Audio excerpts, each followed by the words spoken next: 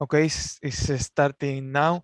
So welcome to the sixth lectures series here in the ACAM lecture series we started in September, and today we are going to discuss how we can put people and planet first in this issue that we all know that everything needs to change. Today we have two speakers. You can see here in the slide. I think without further delay, Panu, please, you can introduce the first one. Yes.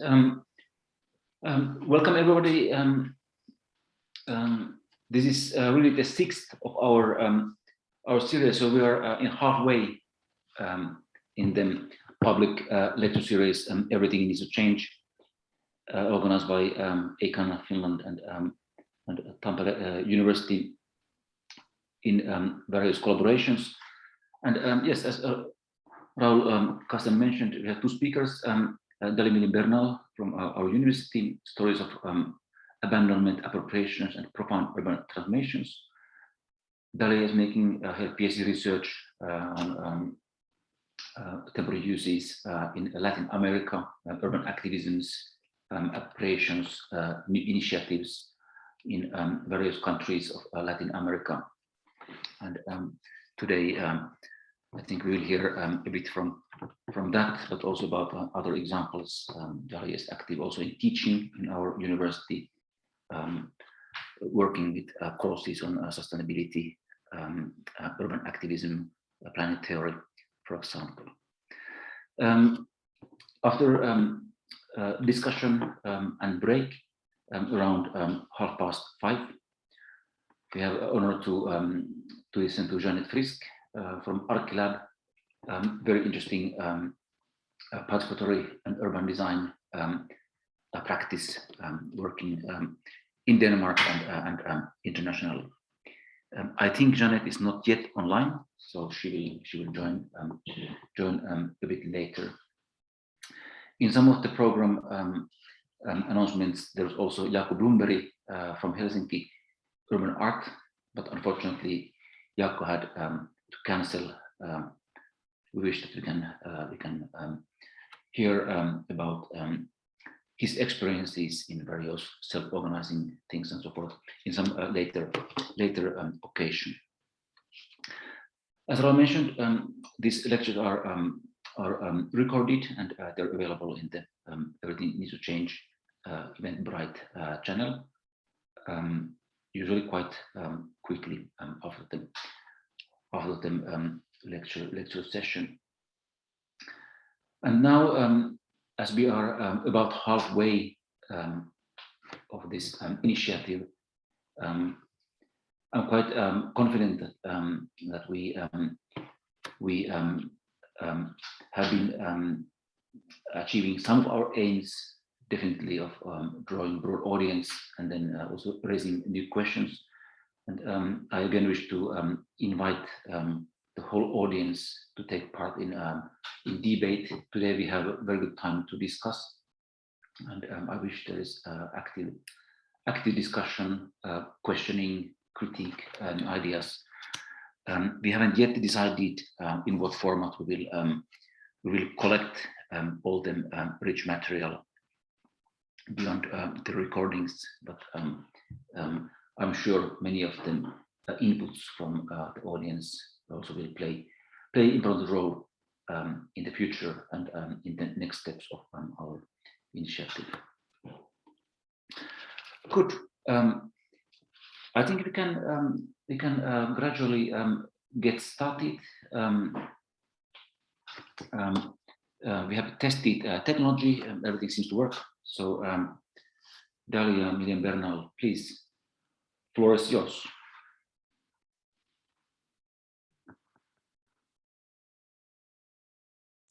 Hi everybody, I'm just here sharing my screen. Can you see it? Can you confirm that you can see my screen? Yes. Yeah, okay. It's good. Okay, great. Hello everybody. Thank you for being here with us. I think we have today not so many people, so I hope it becomes a little bit more intimate and that we have some discussion here. I really want to thank the whole organizing team, particularly Raul, who has taken a big role in this organization, Sophie, who cannot join us. I don't know if she will join later, but Sophie Pelsmakers, who has been also organizing, and of course, Panu for inviting me to give this talk and thinking that I could contribute to these discussions. I also want to send a special thanks to 4 women that I will be talking about for sharing their stories, for sharing material, for sharing, for revising, and even commenting on parts of this presentation. As Panu has mentioned, my name is Dalia Milian Bernal. I am currently a doctoral researcher in the School of Architecture at Tampere University, but I come from Mexico. But here in Tampere, I have been also teaching. I have the pleasure and honor of teaching alongside Sophie Pelsmakers, the course of sustainable architecture. I give a lecture about critical urban theory in one of Panu's courses, Planning Theory 2. And very recently, I began a very beautiful collaboration with 3 colleagues of the School of Environmental Policy, with whom we have organized a course called Urban Activism. And before I move forward, I want to go back and talk a little bit about something that was brought up in one of the previous sessions. I think it was the second session. It was titled How Urban Planning Could Be Radical and Transformational. And the speaker at the moment was saying that, and I completely agree, that in our current series of crises, we need deep cutting transformations. And I asked him, can you give us some sort of examples of concrete examples of these? And he said, yes, in history, we have examples of these tremendous transformations, big scale transformations. He mentioned the American Revolution, the abolishment of slavery, the transformation of Nordic countries. Of course, he didn't bring some of them up, which I find also interesting to think about, the colonization of the Americas, also, of course, the independence as well, and the implications of all of the above mentioned transformations.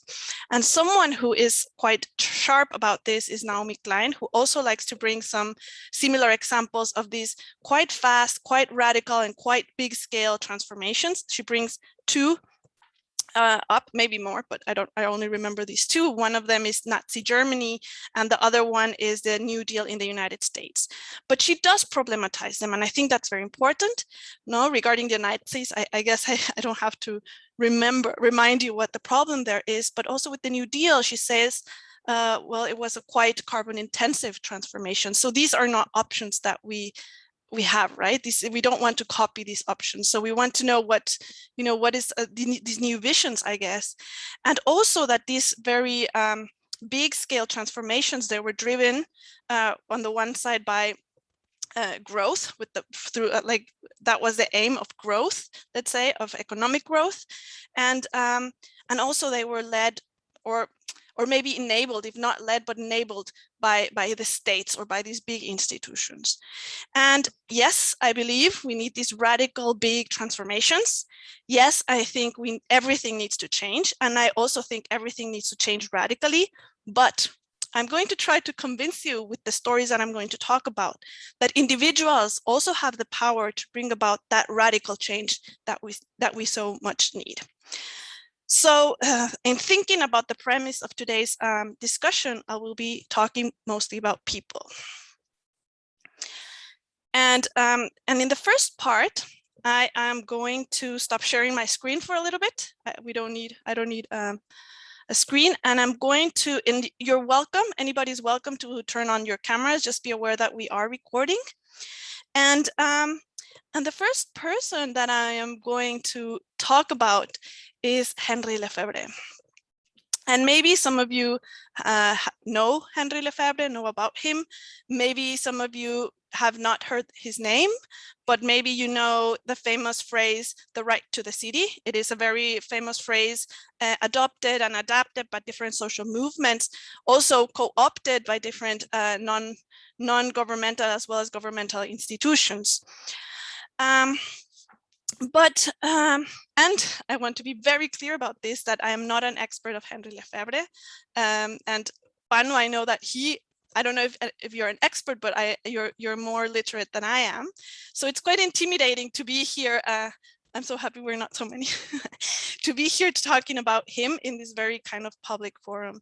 And yes, I confess, I find his readings extremely difficult to grasp sometimes, but when you start to get it, it does become quite powerful and even an emotional feeling. And briefly about Henri Lefebvre. He was a French philosopher, also a sociologist, and one of the few who was really writing and thinking about cities at the time. And he is particularly known for analyzing space, deploying Marxist theories. And one of those theories or concepts was this idea of the concrete abstraction, which according to Marx was an abstraction that became true in practice. So Lefebvre claims that abstract space is the form of space, So if in history, space takes a form, in our current history, under current forms of capitalism, space is abstract. It is a concrete abstraction that became true in a social, economic, political, and cultural practice. Abstract space is a concrete abstraction, the likes of exchange value, commodity, money, and capita. So if you want another reading of Lefebvre, there is a person, which I don't know if I can pronounce his name right, Lukáš Staněk, and he puts it like this. He's reading Lefebvre and saying that abstract space, what Lefebvre means, is not only meant as the mobilization of space in the chain of production, distribution, and consumption, but a transformation of space into a commodity itself, produced, distributed, and consumed. So it's not only the place where products are where production happens, where distribution happens, where consumption happens. It is produced, it is distributed, and it is consumed.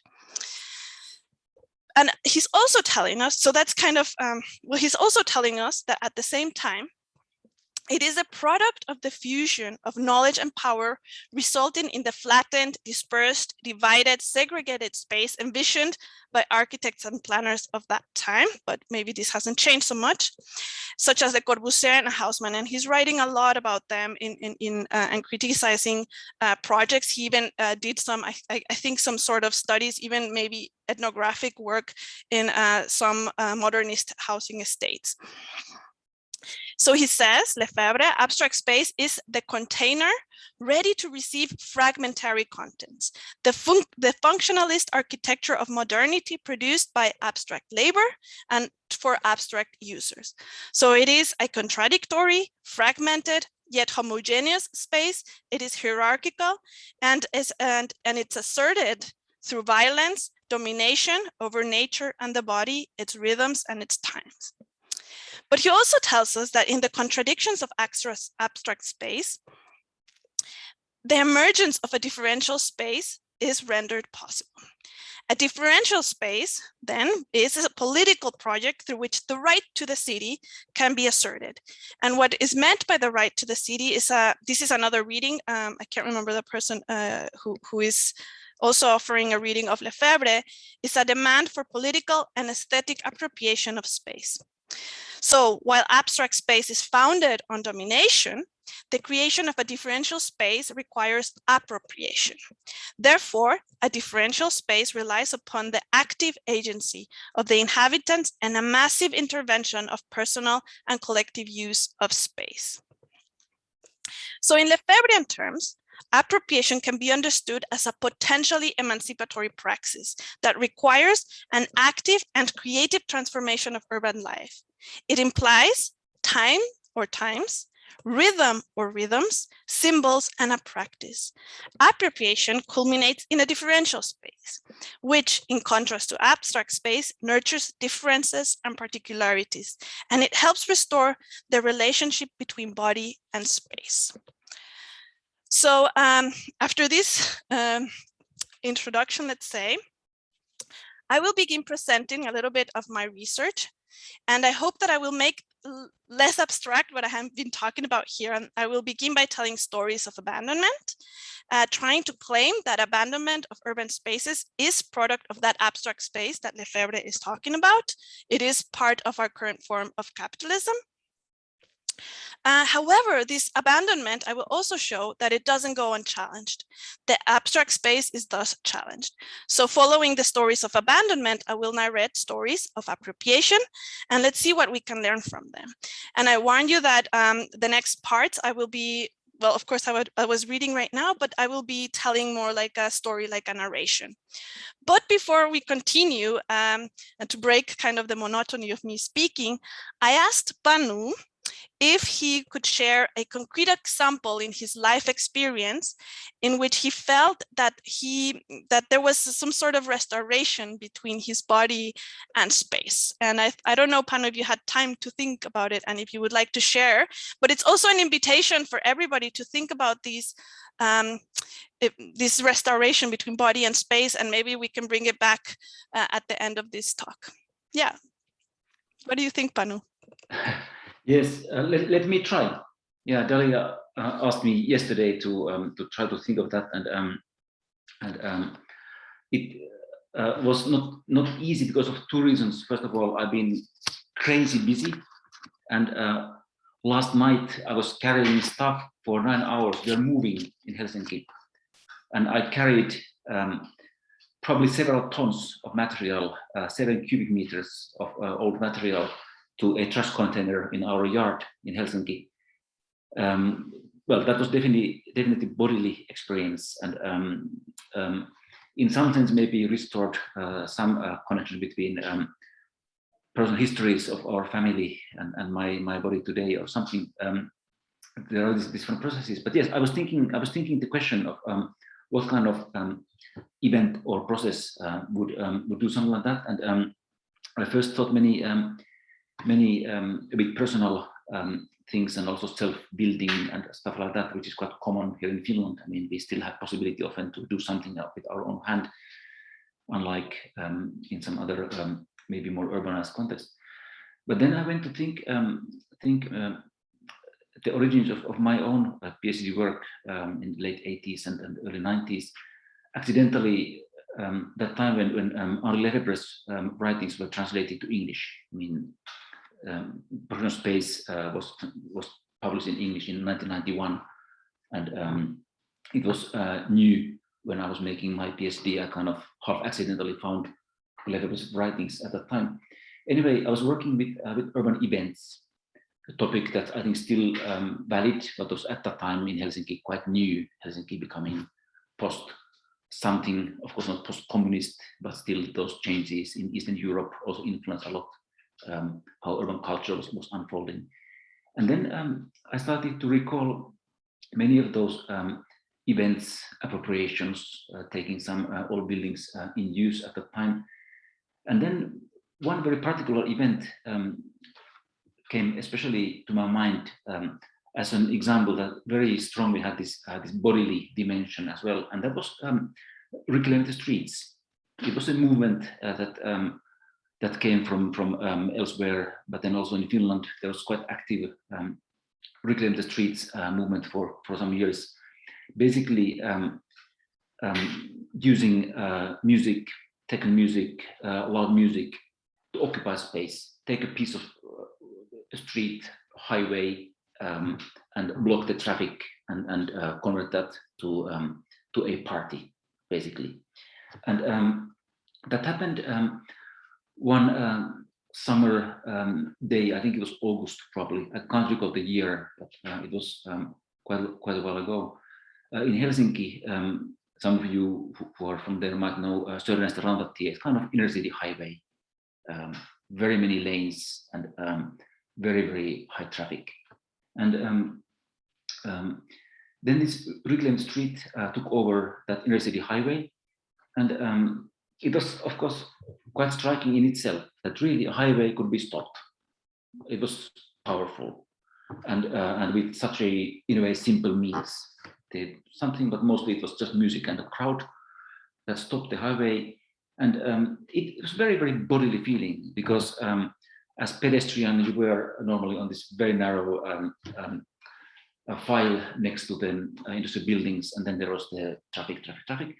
And then when that was stopped, it really felt different, I have to say. And you had more space. You had more space to think. Of course, acoustics, everything in that environment changed, and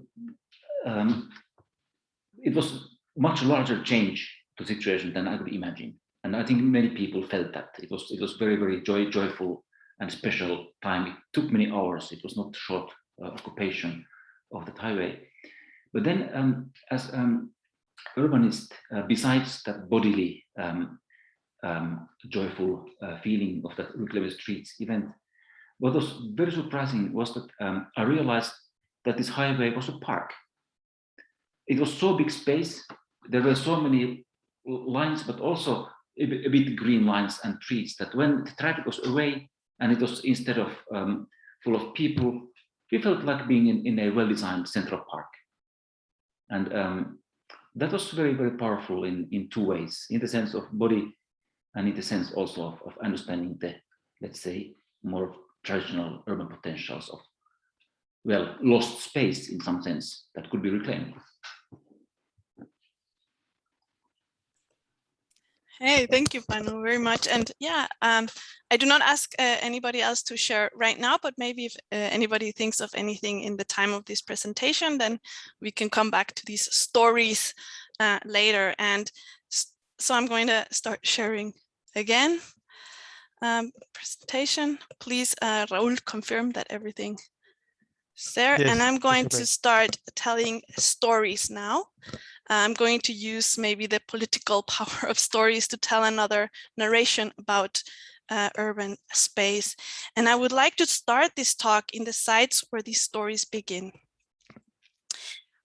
Starting in the abandoned plot full of rubble in the middle of Mexico City, left after a 22-story high building was demolished following the catastrophic earthquake that struck Mexico City in 1985.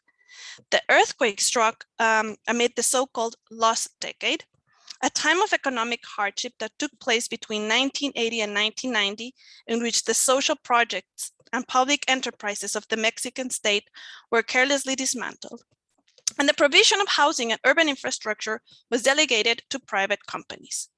So, 27 years later, the rubble had not been collected, the building had not been reconstructed, and the inhabitants had been forever displaced.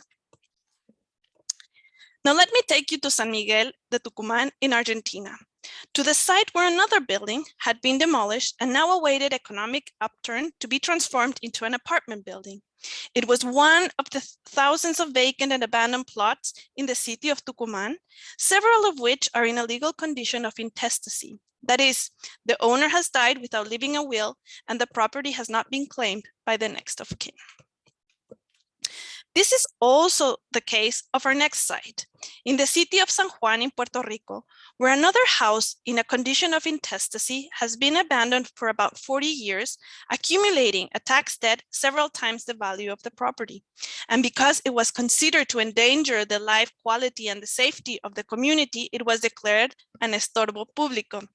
That is a legal condition known in English as public nuisance or nuisance.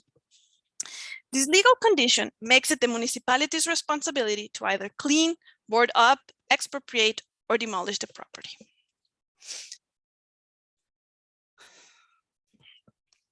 So let us continue in Puerto Rico, but now I'm taking you to the Isleta de San Juan, where a house was abandoned after the owner left the island several years ago, as have done hundreds of thousands of Puerto Ricans that have been devastated by a mixture of natural disasters in the form of hurricanes and earthquakes, as well as man-made disasters, product of its colonial relationship to the United States, the government debt, austerity measures, and as I was told, unleashed neoliberalism. And this has prompted a waves of mass migration towards the United States. So when the relatives of the owner of the abandoned house wanted to claim the property after his death, they just couldn't pay the accumulated tax debt and let the property decay. I have just quickly presented 4 sites in 3 different cities in Latin America. all of them marked by vacancy and abandonment.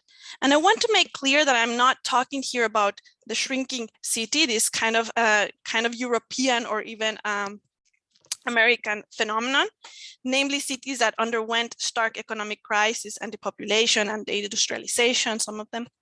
What is at stake here and what I'm talking about is that abandonment unfolds in parallel to urban and economic growth. I even dare to claim that in the 21st century, abandonment is systemic and a result of the growth paradigm. There are examples in Mexico, where I come from, where cities have been constructed only to stay abandoned. To be sure, cities such as Huehuetoca and Zumpango, both developed under the program of Ciudades Bicentenario in 2008, have vacancy rates of about 40%. So as a whole, in 2010 census, Mexico had a vacancy rate of about 15%, Argentina 18%, and as of 2021, it is estimated that 24% of Puerto Rico's housing stock is vacant. So if vacancy and abandonment are directly or indirectly the result of current forms of capitalism and maybe the growth paradigm, what then is the result, or how does a city look like constructed under other paradigms? In his book, Rebel Cities, geographer David Harvey writes, he has an extra layer of reading to this right to the city. The right to the city, far more than a right of individual or group access to the resources that the city embodies, it is a right to change and reinvent the city more after our heart's desires. And I have here, at the very corner is David Harvey, and he is in one of the cases that I will show following.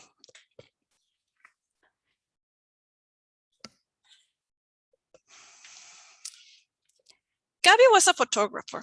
And now I'm going to tell you the stories of 4 women and the way that they are shaping cities after their heart's desire.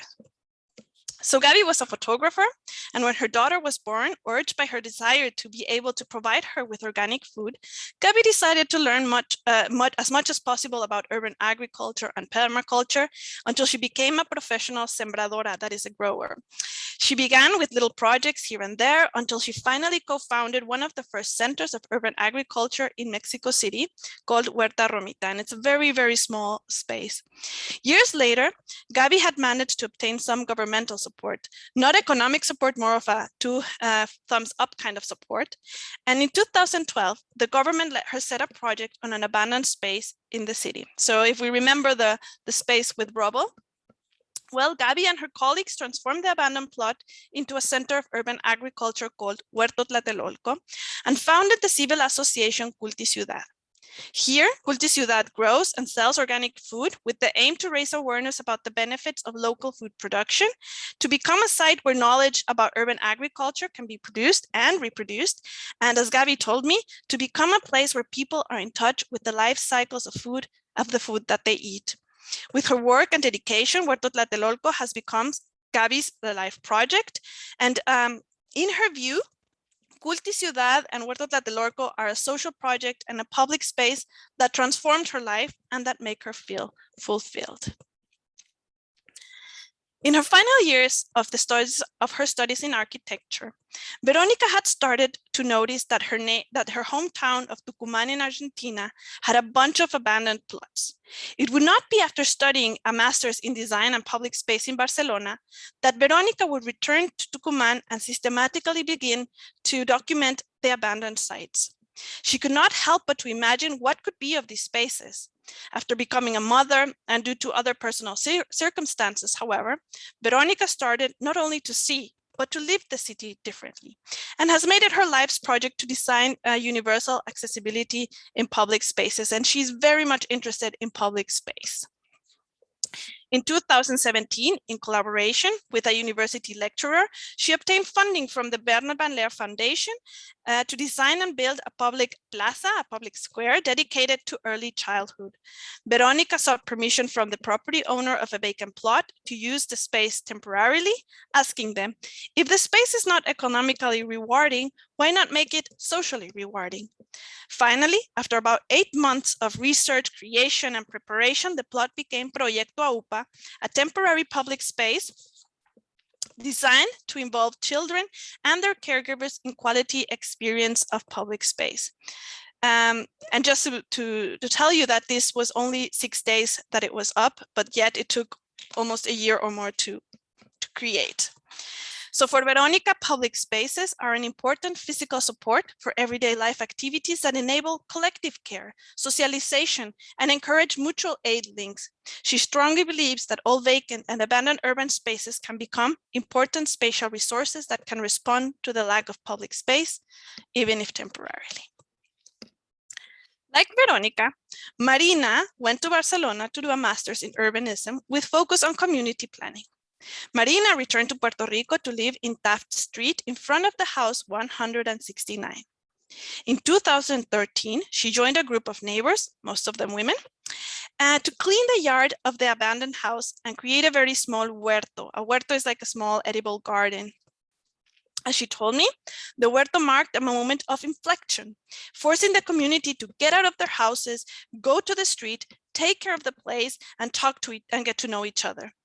Then things started to happen, like people donating plants anonymously overnight, or a neighbor harvesting some of the plants to create, to cook this kind of a thing that they call sofrito.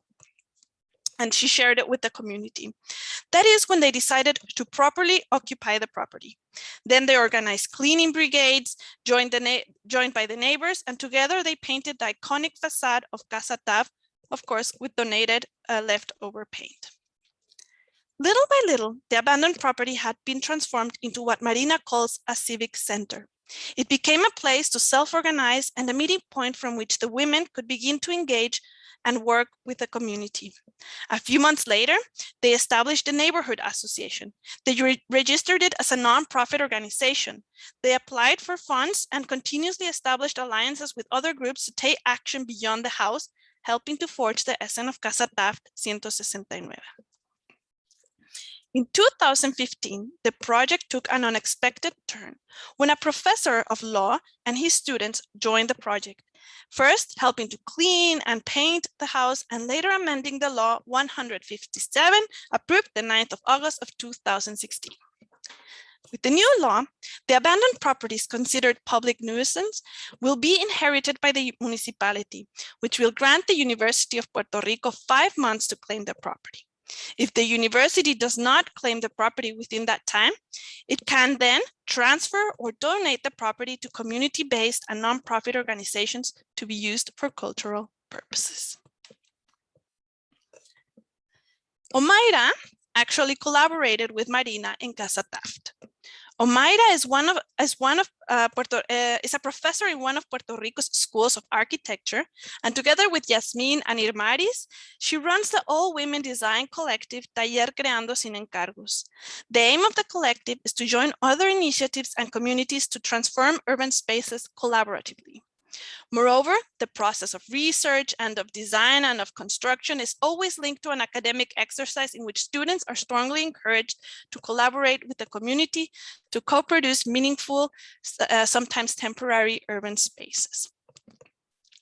The All Women Collective had been following the work of Brigada Puerta de Tierra, a collective of artists and children that had occupied an abandoned building and transformed it into a small community garden called Plaza Vivero. They learned that the building occupation had been a rebellious act against a huge urban development project that directly affected the community of Puerta de Tierra. It is called Paseo Puerta de Tierra, and what I find quite ironic is that it also won, there was a lot of protest for that project, and it won actually a prize of landscape architecture, but never mind. The result was the construction of fast bus lanes where traffic lights and zebra lines were forever removed, and new bus stops lacking a place to sit and protection from the sun were repositioned without any apparent logic. So to make her point, Omaira told me that they had even placed like a bus stop in front of one of the stores, but it blocked the doors, so the owner couldn't even open the doors anymore.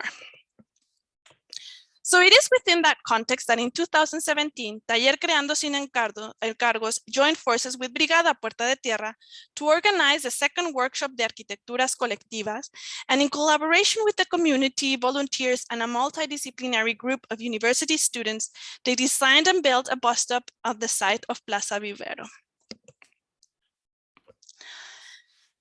So I have now presented 4, I consider, inspiring stories that emerge in the abandoned interstices of different Latin American cities. But what can we learn from these apparently small interventions?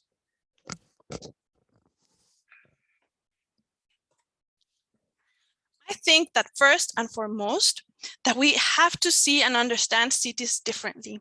We must stop seeing them as commodities and products for operations consumption, built for abstract users by abstract workers, constantly, indiscriminately, freely, and sometimes quite violently extracting natural resources for the production of urban infrastructure and buildings, many of which will never be inhabited and therefore, in a glimpse of an eye, be demolished, beginning the cycle once again: extraction, construction, abandonment, and demolition. The women I have just introduced understand much too well that we need to stop our extractive practices and seek the resources that are already there in our cities.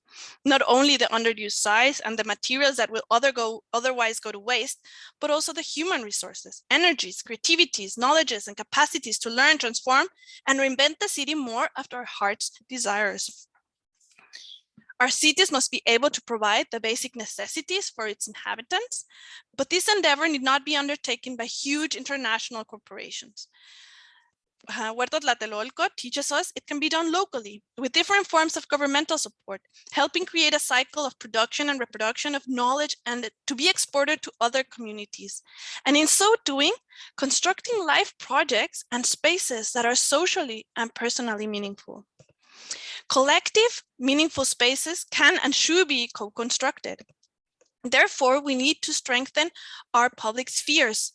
One way is by means of public urban spaces that, as Veronica told us, enable collective care and action, socialization, and encourage mutual aid links. Not divisive and inert public spaces that reflect and reproduce power structures.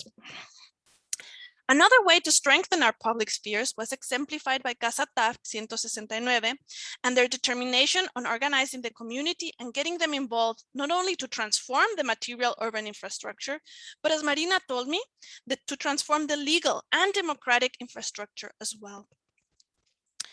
And I might have not made it very explicit in all cases, but all of them, these women and the people they collaborate with are constantly researching and learning about their sites of action. This brings me directly to the work of Taller Creando Sin Encargos and their emphasis on integrating students to their work.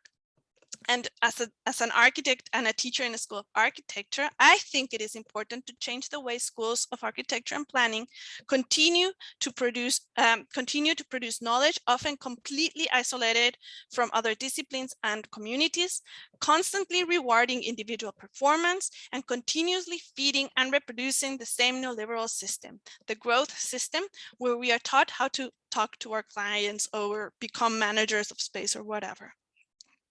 So let me tell you a little story. Back at home, one of my first tasks as an architectural student was to decontextualize an object. So in a country such as Mexico, where more than half of the population live in informal settlements and precarious conditions, in a country with a dubious democratic system and where human rights are constantly violated, I was being taught not to see what is there, to ignore the context that we have so carelessly constructed. So I hope that these stories find their way into communities and inspire them to create the worlds they desire to live in. But I also hope that these stories find their place in the education of architecture and urban planning, and that more recognize these types and more schools of planning and architecture recognize these types of appropriation and insurgent spatial practices as legitimate sources of theoretical and practical knowledge to be included in their curricula and to develop curricula that embrace different urban practices around the world. I would like to see these disciplines fostering collaborations, entanglements between students of diverse disciplines and between students and a broader society, instead of encouraging competition and rewarding individual performance. Future architects, yes, of course, we have to learn to design and to construct buildings, but we also have to learn the implications of so doing and how, when done uncritically, our work reinforces the infrastructure of capital accumulation and continues to reproduce a neoliberal system that is based on extraction, forced labor, alienation, and the violent consumption of space. So I strongly believe that these stories can help us reevaluate our role in society, transform the field from within, and compel us to become active members of society to support all members to be part of urban life, challenge established forms of spatial production, appropriate and transform our space. I am aware that what I show here is kind of the end product and the pretty picture. But it's not so. Like all of these projects take years in the making, some more than others. And the day that I spoke with Marina, she was actually telling me that I was very lucky that I called her exactly that day, because days earlier she was already quite demotivated. She told me that the whole time it's a struggle and that she's always working counter the current. But the day before we spoke, she and her legal team of Casa Taft 169 had traveled to the mountains to provide legal advice to a group of activists called Urbe a Pie, mobilizing in the city of Caguas. Urbe a Pie had appropriated 6 buildings, and one day the alleged owner of one of the properties appeared at the door accompanied by the police, asking the activists to vacate the building. So with the support of Marina and her legal team, the alleged owner was not able to vacate the property and has since not returned. Today, Urbe a Pie runs a community kitchen, a community boutique, a huerto, a center for mutual support, a community garden, and a gallery, and a community theater. In 2020, amid the global pandemic, Urbe a Pie has been quick to react to people's needs and has urged and pressured the municipality to provide internet in public spaces for people to be able to work and children to follow their online courses. So towards the end of my conversation with Marina, she told me, I know about projects that have contacted us from the East, from the West, from the North, from the South and Central Puerto Rico. I aspire that one day our little country will define itself and take charge of its future with real autonomy. And I see the possibility in the small things happening there. Deep down, we knew that Casa Taft was something more ambitious than rehabilitating a public, an estorbo público. And she told me, things do not have to be extraordinary to really be the seeds of profound transformation. So yeah, this is my presentation. Thank you very much. And I welcome any questions, but also any stories that you guys might want to share with us.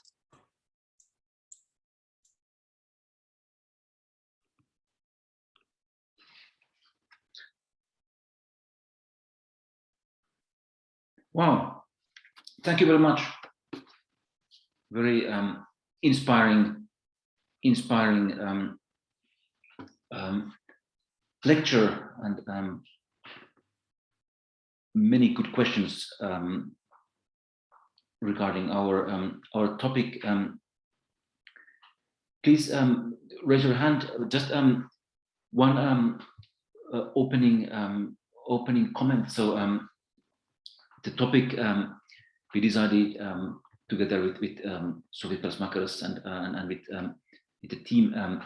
Yeah, we wanted to call today how to put people and planet first. And our thought behind that was that very often at the moment we are in this kind of discussion that we are too many and we are consuming too much, and there is this bit polarized situation of social needs and global limits of resource consumption, which of course is true, but we do believe that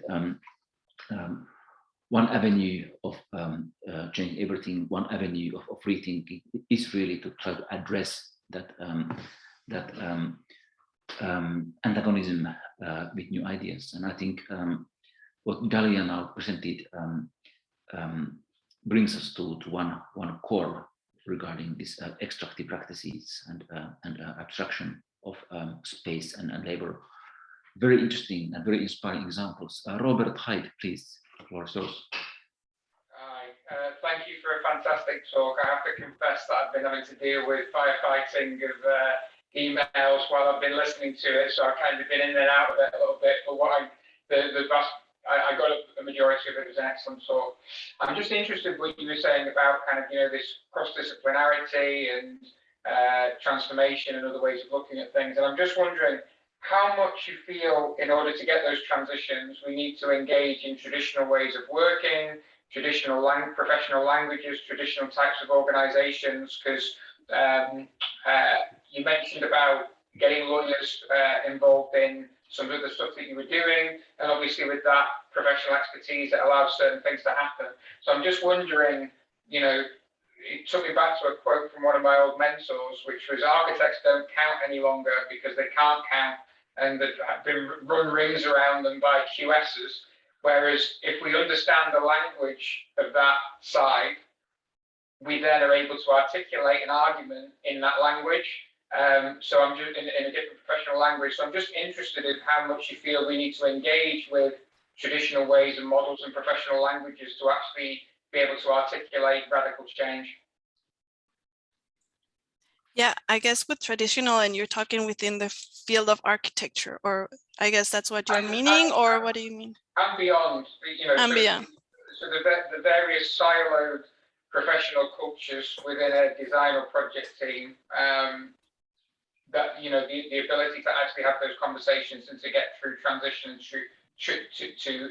and get true radical transformation. Yeah, I think it will always depend on the situation. For example, and in one of the stories that I tell with Huerto Tlatelolco, they're really engaged. They're in these. Well, actually, I did choose 3 that have a little bit to do with architecture, but that's not their main profession, for example. But I follow many other cases that you don't have architects at all. So that also makes you wonder if we need it or not, or what do we need from the practice, actually. And I think Panu can also help a little bit engage in this question, because you have been much more active as an architect with certain groups like this. But I think it will depend on the situation. It doesn't have to be this complete antagonistic thing against how things are now. For me, the antagonistic thing is, well, at the beginning, this abstract space, how do we create other kinds of spaces that are not based on this domination? And if we have to use our skills as architects and be retrospective and see what do we have and how our skills actually do we put them in the practice for whom? That's a little bit like, who will benefit? Who are we trying to help? And for me, I'm very afraid that, for example, in schools of architecture and planning, who do we want? For whom are we kind of educating these people? Is it for society, for the wants and desires and needs of our society, or is it for urban developers? Right? Like this is a little bit what I think, and I think in any case it doesn't have to be this complete antagonistic anti-status quo, but I think you can, with traditional, it's very hard to say because you can also be traditional in other kinds of ways, but which could be kind of positive, I don't know. So that's why I asked about traditional way of doing architecture. Another thing that comes to mind is that in Mexico, I don't know, the role of architect is not like super big, and like people don't precisely go to an architect to build a house. So, but I think, yeah, I guess it depends in each situation, I guess. Yeah. I think you said it then, it's about, who we want to go and help, and that is a kind of hierarchical thing, isn't it? I know that when we went with the intention to help in Rosario a few years ago with the mothers who disappeared and in contested areas, and we came back, and when we came back, it wasn't us helping them, they taught us. We went in thinking, yeah, we're gonna help them, and we're gonna bring our architectural skills to do stuff, and we came back away from that with knowledge imparted to us. They helped us, and I think that you hit the nail on the head then. Is that it depends what we term by what an architect is. The training could be about writing new policy. It could be about doing stuff in a different way. But yeah, I think the work is super interesting, and yeah. Thank you. Thank you Yeah. for the Yeah. I just want to comment really quickly that in the, this moment, and it's also not like my first language, but with help, I also mean more broadly, like it doesn't have to be this kind of hierarchical, I'm going to help the world. And, that's, I didn't mean it like that at all. And you will see also most of the projects actually I follow are not this kind of, I'm going to the community, we hold hands and we're, it's not at all. They're very personal projects. And that's a little bit the point that I'm trying to make, that it's what I don't know if you were in the first part of the talk, but about this kind of restoration of the body and space. So it's a little bit, anyways, but Panu, sorry. Yeah, no, I just would like to reflect a bit on Robert's question, because it's a good one, and I think at least 4 points come to my mind. First, when you do something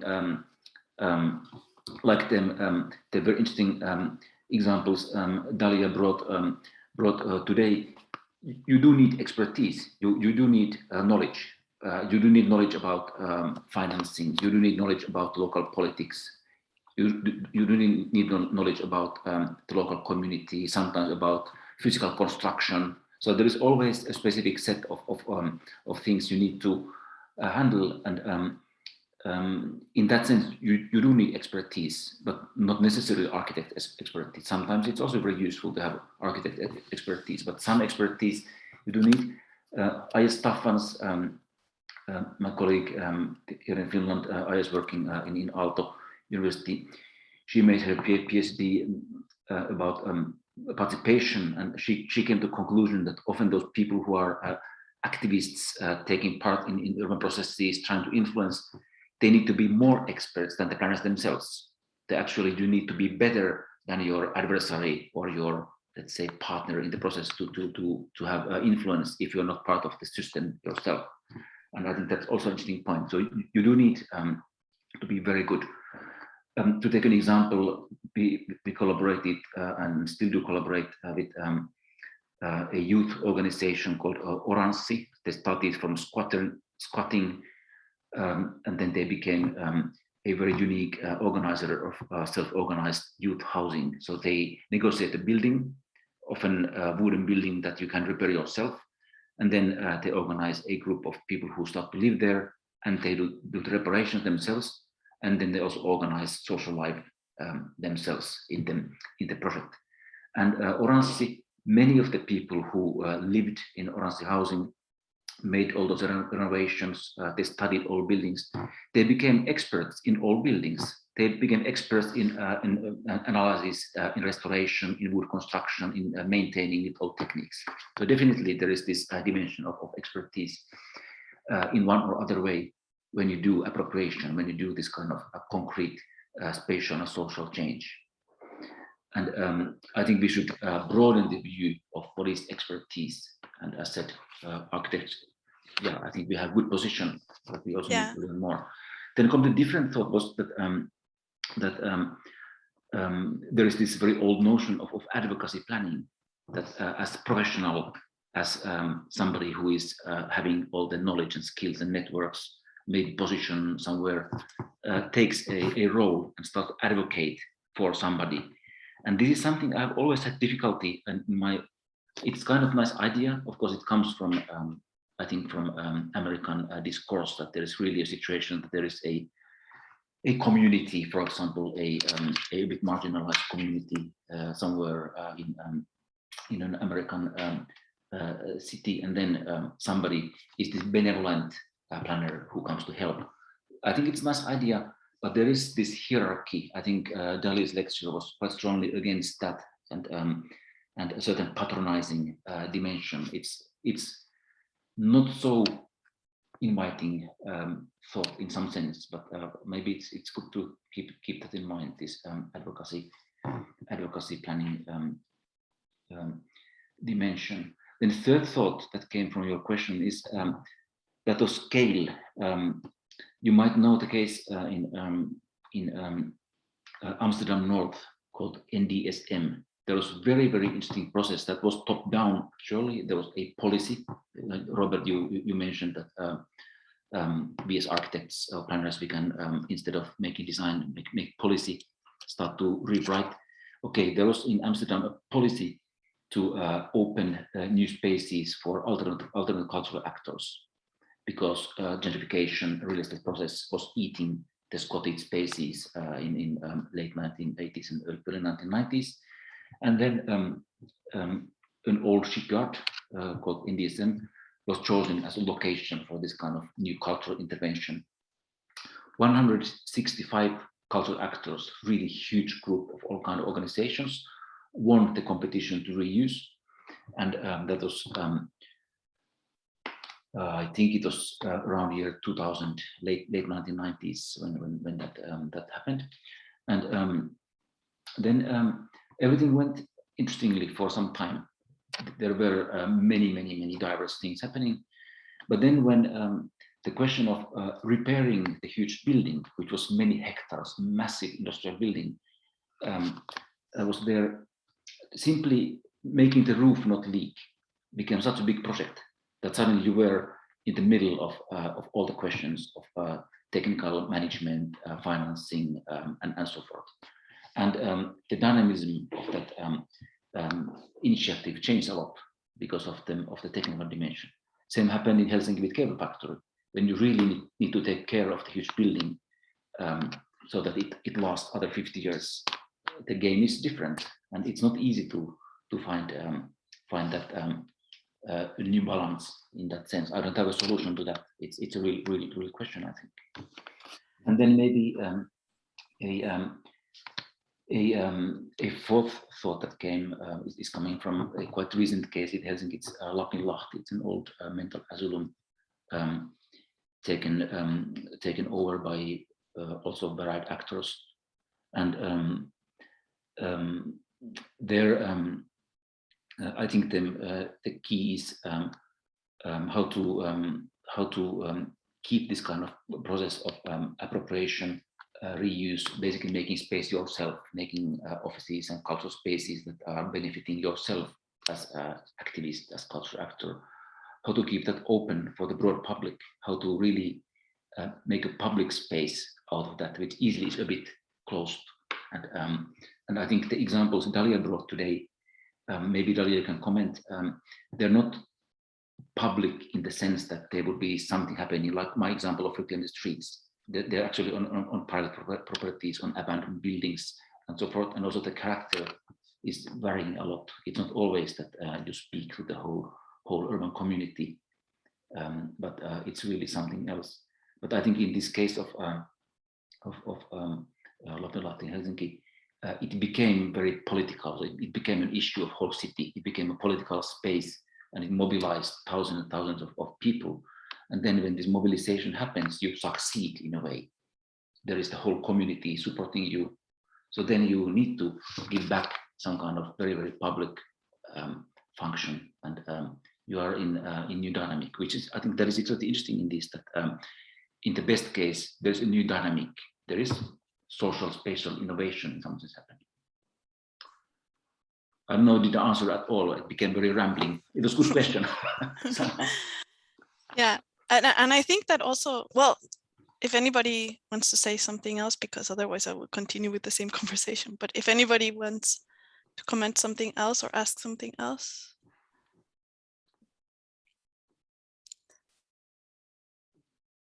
Yeah. Of course, like there's the limitation of time for the presentation, but for example, with at least with Huertos Tlatelolco and also Casa Taft, they have been able to mobilize people, even though that they're these kind of very small things. They do, for example, with Casa Taft, for this changing of the law, they had a big campaign, and they started to mobilize people, and it was called we are all inheritors, or how do you say, like that we can all inherit properties, and that's how they were able to transform the law. So kind of the point that I'm trying to make is that it doesn't have to be this huge thing to be really transformative, and that's one thing. And the other thing also, like, I hope it came across, but for example, Casa Taft, again, they they have become like, she is actually, Marina is an anthropologist, and then at some point she decided she was interested in urban planning, and then but then she's telling me, like, because of Casa Taft, I started to learn so much about law, so much so that they can go to another place and help another community to with their actions, with legal advice. She became super literate about, for example, they have documented more of these kind of abandoned spaces than the municipality itself, and this kind of thing. And I think that's not the only point. The point is also not only like what kind of expertise we bring to the table, but what does that tell us about how we learn, I guess. And so do we need to be more situated? Do we have to be more embedded, more embodied, or is it really that we learn just in our, here in front of our computers talking with each other? That's a little bit something that we can also take away from that, and many other things.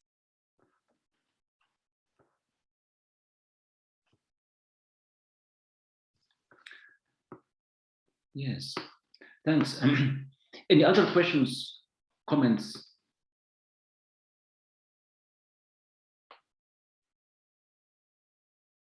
Stories, Memo. Guillermo is uploading, but also please.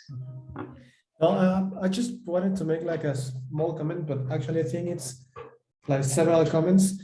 Dalia is aware that I've been also working mainly on destruction and things that deteriorate, but from the creative perspective.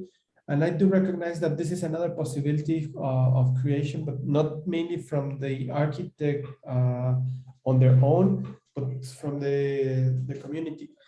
About what you were saying about education, this is a tough point for me, because we need to acknowledge that there are different levels in which disciplines like architecture happen. And I would love to say like this is the right way in which we should teach people, in which they would learn to be socially responsible or somehow.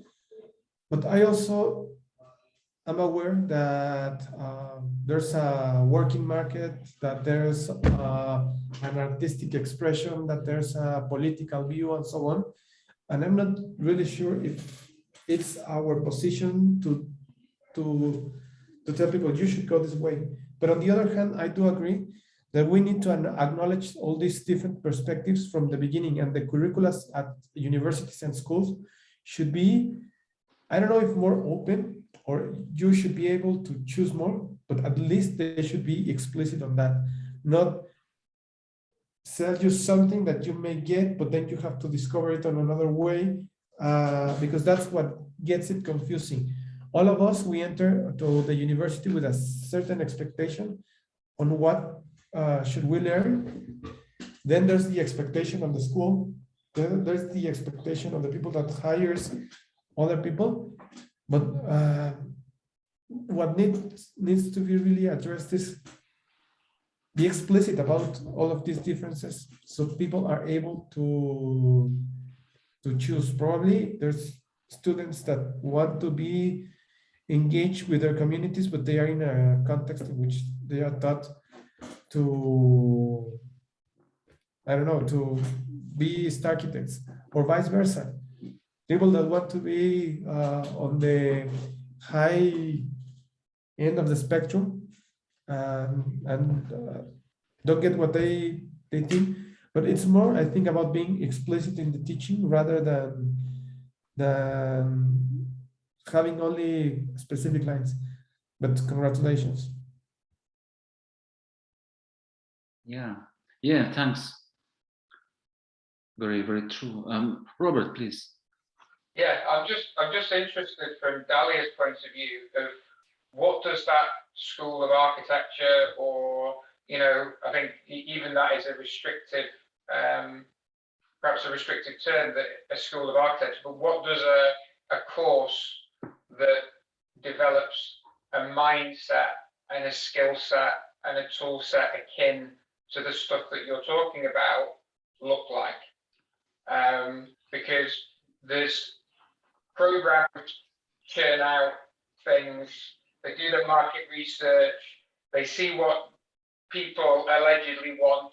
They look at other universities, they take the terminology, you know, and what you end up with is bad facsimiles of lots of other courses that might have been successful 2-3 years ago. So everything's already too slow. So I'm just interested from your point of view, Dalia, what would a course look like that develops the skill sets that you've discussed within the projects? Yeah, that's a nice question, actually, because we have been kind of working towards this a little bit. I started already in Mexico with Guillermo knows my work. He's also from Mexico, from my university. And we started with this course of ephemeral architecture. And we were really exploring a lot of philosophizing also with Guillermo about what is actually architecture, actually, like, and then what exactly does it mean in our context and so forth. And we were doing this kind of little experimentations in space there, in the urban space, actually. And but now here we, of course, we have the institutional boundaries still and so forth. Now even with the lockdowns that we couldn't meet in person and so forth. But we started a course of urban activism, and with colleagues from environmental policy, and some of them are really into policy. One of them is also an architect like myself, but has been in environmental policy for some time. The other person has been from regional studies. And we had this kind of interdisciplinary course, and where we started to look at different cases, and even invited the activists, we call them, to our course. We wanted to make it more embedded, more in place and so forth, but we couldn't ask students to do that, and we couldn't do it together. But that's a little bit where we're going towards. Another thing I have to say, I don't consider myself to be like these talks are not only about architecture, but they're also about urban planning. And my interest has become more about urban space, or about urban studies. So I wouldn't be able to tell you what an architect should look like. I have no idea.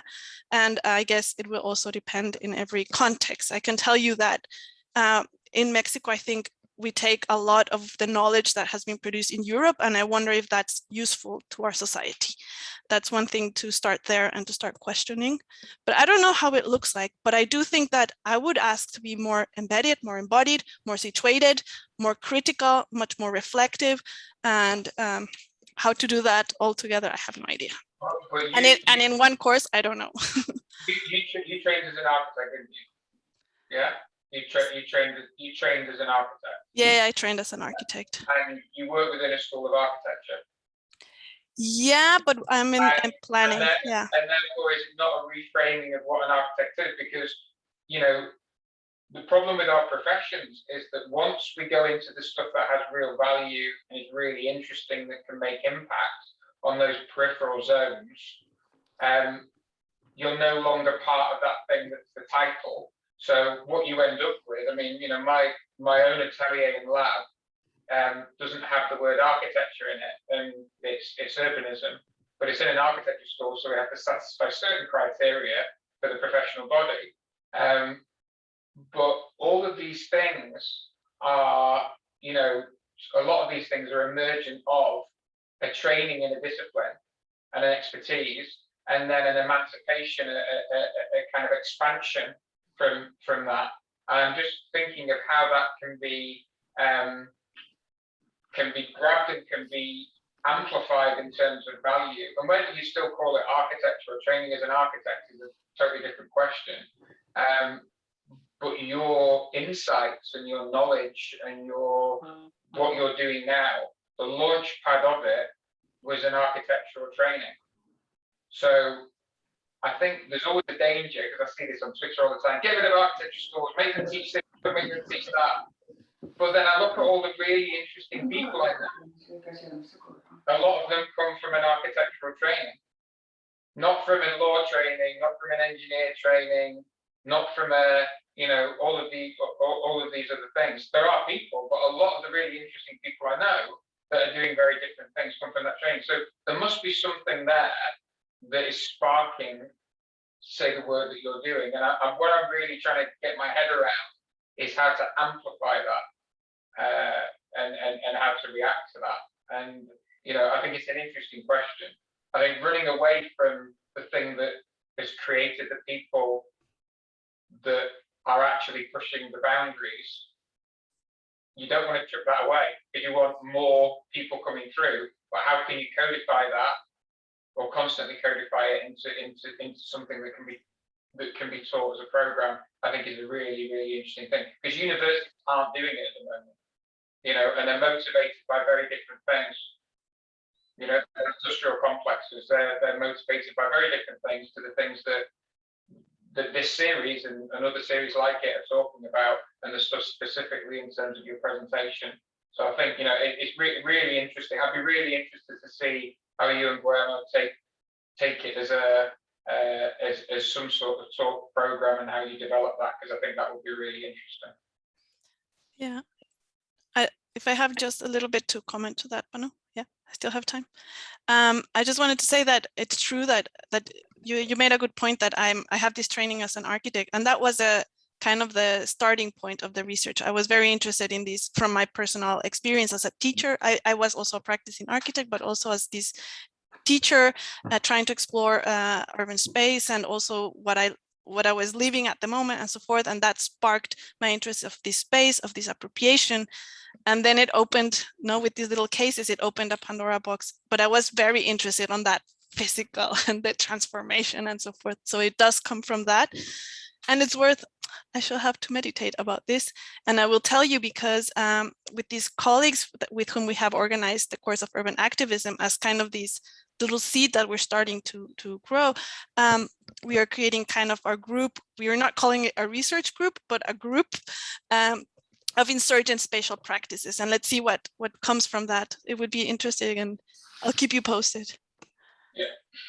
And vice versa, I ask that you share any other experiences as well. Yeah, absolutely. That's good. Absolutely. I think, there's that balance between how quickly you codify something, and yet you want something which is emergent, that's tacit and not codified. And it's that balance between the two. As soon as you label it, it becomes something, and it stops being as useful. So I think that's really interesting. And yeah, I'm very keen to continue the conversation. Yeah. In chat, Sachiko Ozawa is asking about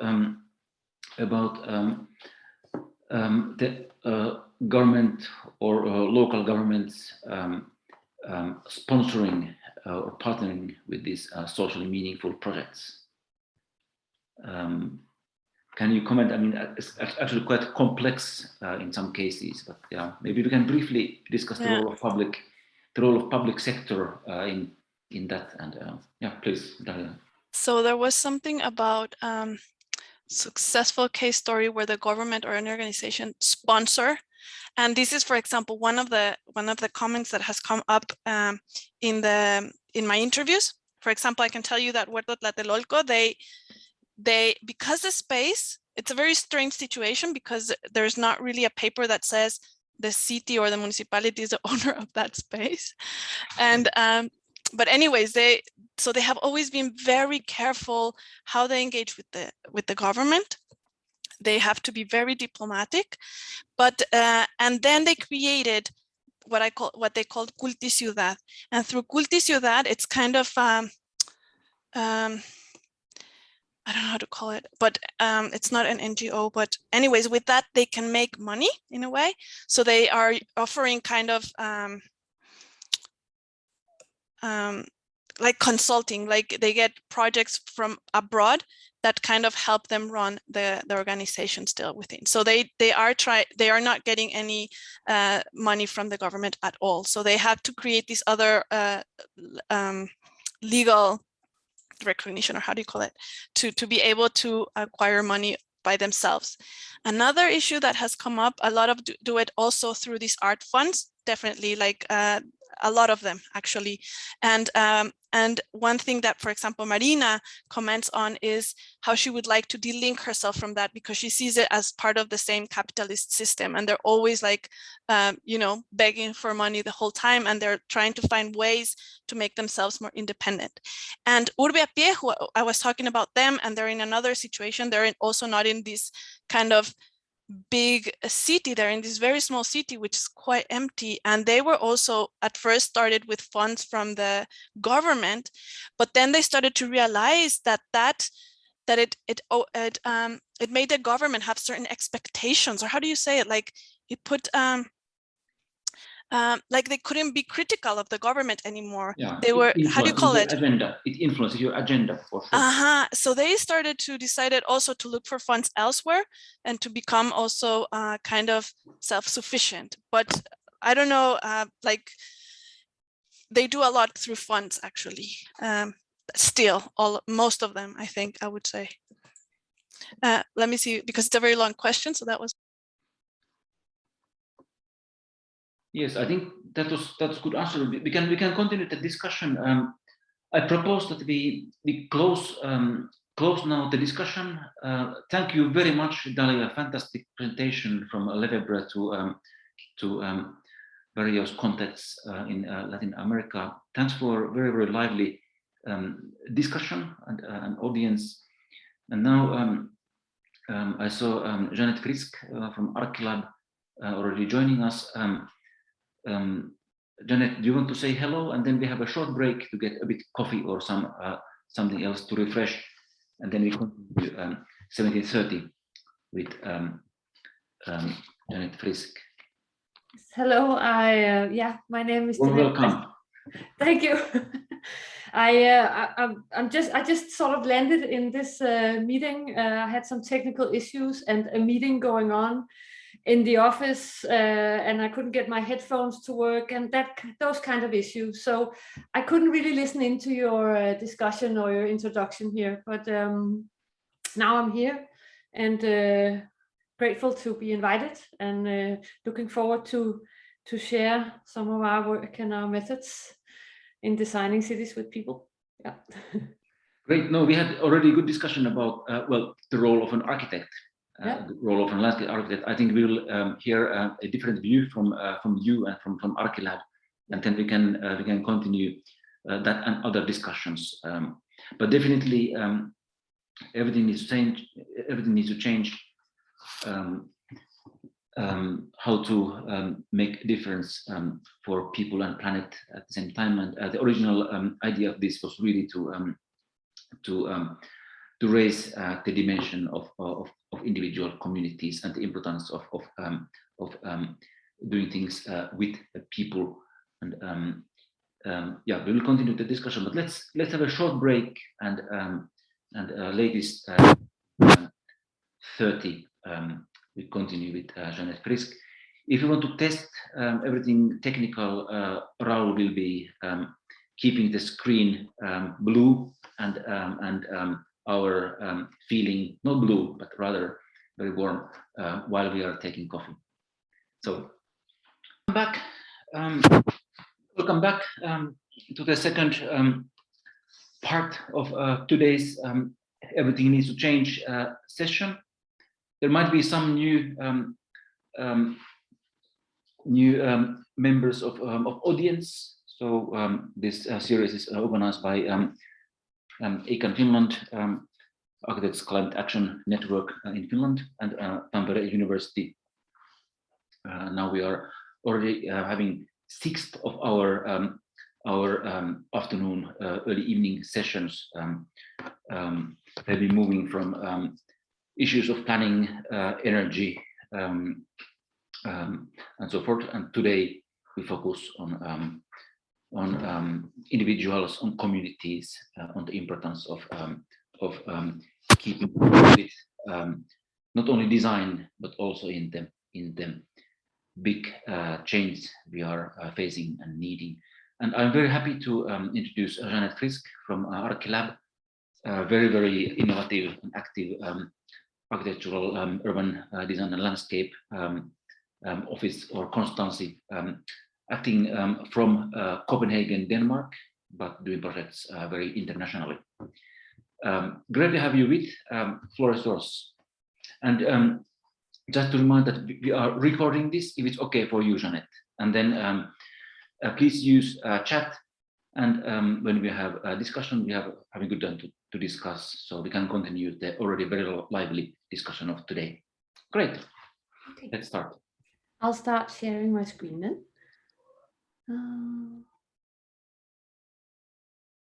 Wherever that is. There we go.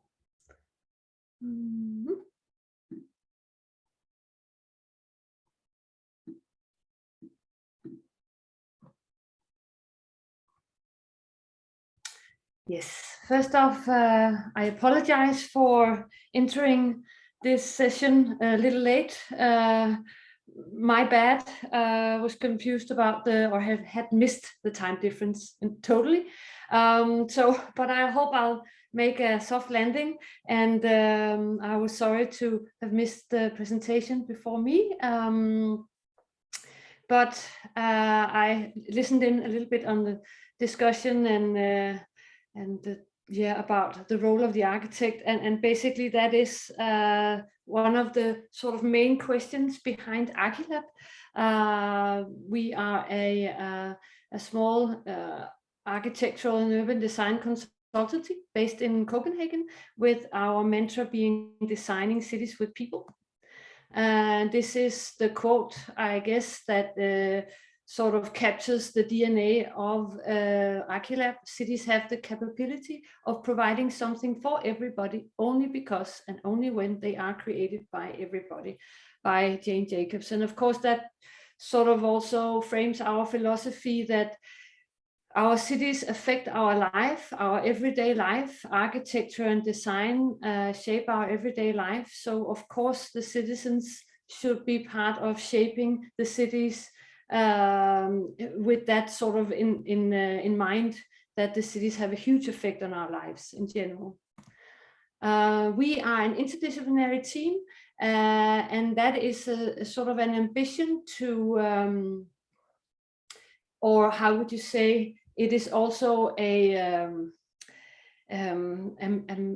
question about what is the role of the architect, and that we are not a central figure in designing our cities. We cannot do it alone with only the methods of aesthetics and design. We also need to work across disciplines, and we need help from the social science when we are interacting and working closely with communities and people. So we have, for instance, ethnologists and sociologists in our office.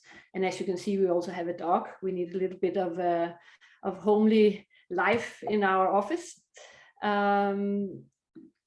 Yeah, we see ourselves as our role as being change agents, sitting between and mediating between the top down and the bottoms up.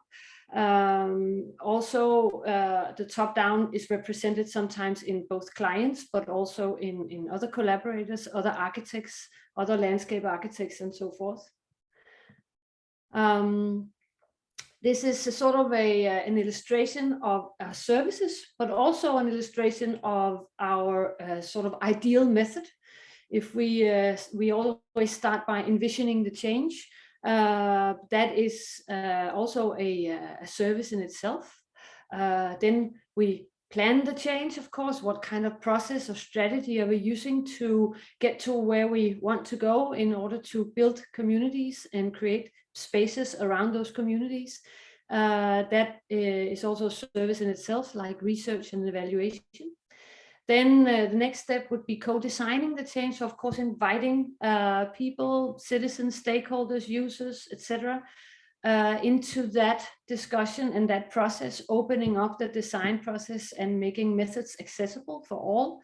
That is also a service in itself, like strategy and concept development.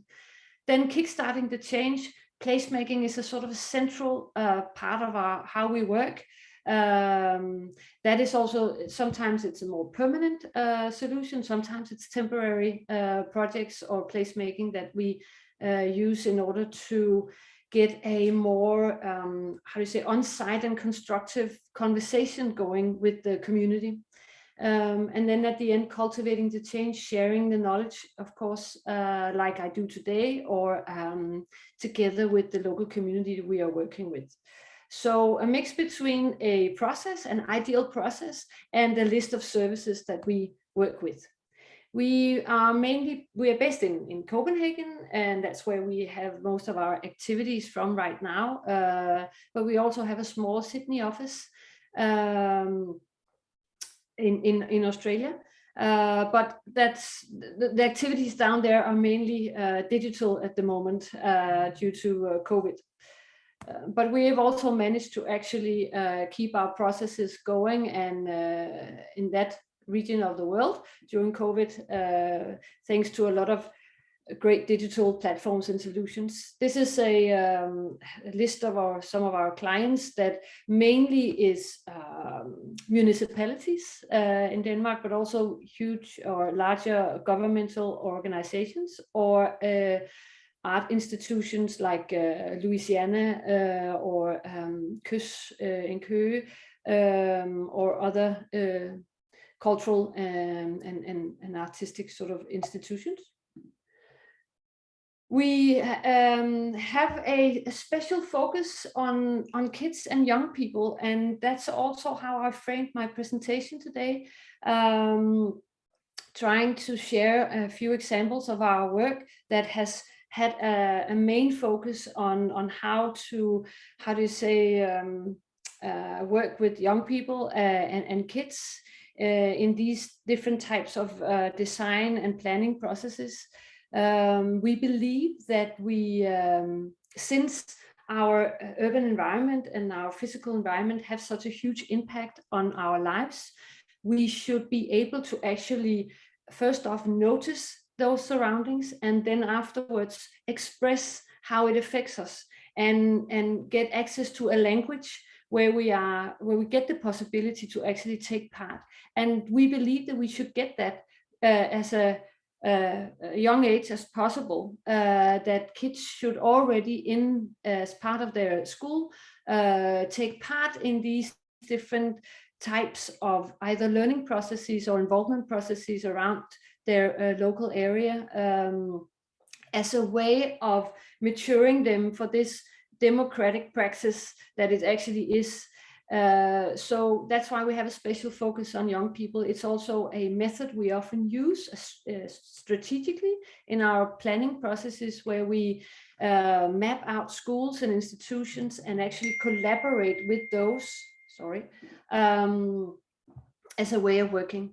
So we published 2 books with sort of that main topic, the one being Designing Cities with People, and the other one being The City as a Classroom, the latest one, where we also sort of explore on the possibilities of actually utilizing our urban spaces for more than just commercial and public life activities, that a learning process could actually also take part in our urban spaces, as also an answer to maybe not continue building schools, but actually using our spaces more cleverly, both the school spaces, buildings, but also our urban spaces surrounding our schools. Yeah, this is a little bit of bragging that in the embassy in Sydney, we are exhibited among some of the great brands, and next to Jan Gehl and Carlsberg and whatever, Maersk, with this approach to utilizing our urban spaces as classrooms. So that we're quite proud of. I'll show you a little quick film, 2 minutes of a short documentary that was portraying our work with kids through the Canadian television series called, I forgot, Life Size City, with Michael Kovel-Andersen as the host. It's just a short video. As Copenhagen struggles to create space for its citizens, I've noticed that some architects are redefining how architecture is practiced and used. Hey, democratizing city design could eventually create a more inclusive city. Jeanetta and her team at Archilab, an interdisciplinary design studio, are broadening the scope of their discipline. They want to design spaces not just for the people, but also with the people. And the first step towards that? Easy. Get the kids on board. We are surrounded by architecture and design our whole life, but none of us are never taught about that. It's not about being taught architecture, but it's also about being taught about being aware of your surroundings, right? And I think architecture and design class can actually give kids that. They grow up having an experience about being able to shape their surroundings. And I think we need that in our future to create active citizens. Archilab has conducted a series of workshops with local schools to help kids rethink their built environment. They want to see how children react to a new setting. Today, the kids of Nørrebro Park School helped by my daughter Lulu Sophia, have to create an outdoor classroom. Outside the school, you can start from scratch. What a great way to learn the basics of design. When we start asking them what they need outside, you can also see that's what they're doing. They need a table and chairs, and then they need a board, then they need some walls, and then they need a roof. Yeah. So they're actually taking their classroom and putting it outside. Yeah. And that's because that's what they connect with the learning situation. Yeah. That's what learning is. So it's also about re-understand your idea of when you learn something, right? Yeah, so that was just to briefly give you an insight into sort of our approach and the main theme around my different examples that I'll show you today. First off, I want to share a couple of our tools, because we believe that if we want to create a space, an atmosphere around a creative and constructive dialogue with our users or citizens, we actually often find ourselves needing some tools to actually do that. A way of opening up the language of design and analysis and so forth. So we have developed a series of different tools that we use differently throughout our different processes. The first one is a tool that we call Archinopoly, and basically it's sort of it is of course inspired by Monopoly, but not in the sort of capitalistic way of developing spaces, more in the development of spaces as an inspiration. It is a tailor-made tool or method that we make especially for every one of our projects, depending on the scope, depending on the client, and all these different parameters. This one is an example of a board game where students and teachers had to develop their outdoor areas around the high school. Actually also in collaboration with the neighboring villas and housing around the high school.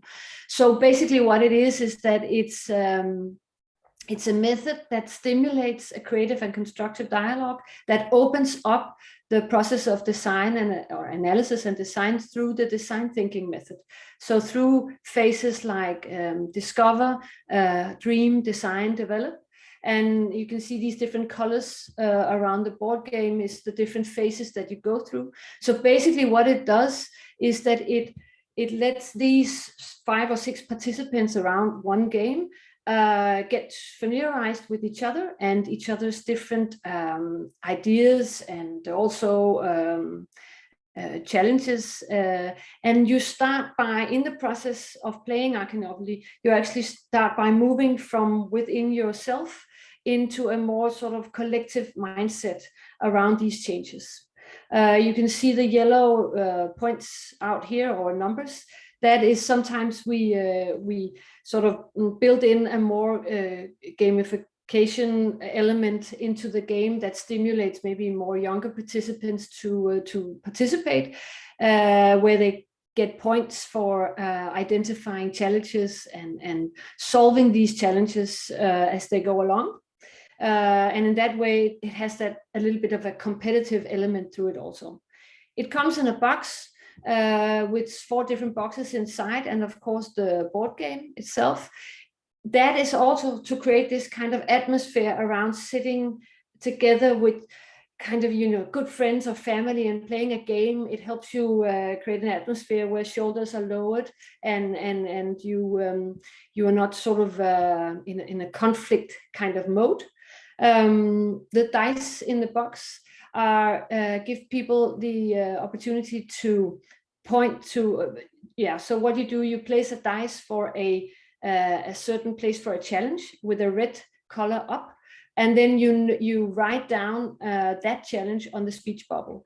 And then throughout the game, you have maybe identified 10 different challenges. Then you're asked to turn the red dice representing challenges into yellow that represents opportunities, and finally into green that represents solutions. In that way, we as architects and planners, we have the data with us after a game. So the process is, of course, that gives us information and knowledge, but it also helps to sort of build an understanding across different interests in a community. And we can sort of work with the data afterwards in coming up with proposals for design. We also use a lot of inspiration photos as a method to inspire people to come up with different solutions, but also to understand people's preferences and aesthetics and have a discussion around aesthetics and functions. The markers in the box are meant for drawing on the actual board, where they are asked to use different kind of colors, either relating to functions or people playing the game. So afterwards we can identify the themes they have been working with when using the different colors. And we have also digitized the game, which was a huge advantage when Corona and COVID hit. So we could actually take our different processes and transfer that into a digital room. It does not, of course, have the same advantages of actually reading people's faces and creating that atmosphere around playing a game together. But of course, it also makes doing data treatment afterwards easier for us, since we don't have to struggle with reading people's handwriting and stuff like that. I'll show you afterwards a few examples of how we've used Archinopoly in different projects. Archicity is also another tool. It's a more visual tool where the idea is to give people access to a platform where you can share you can create ideas and share them quite quickly with each other.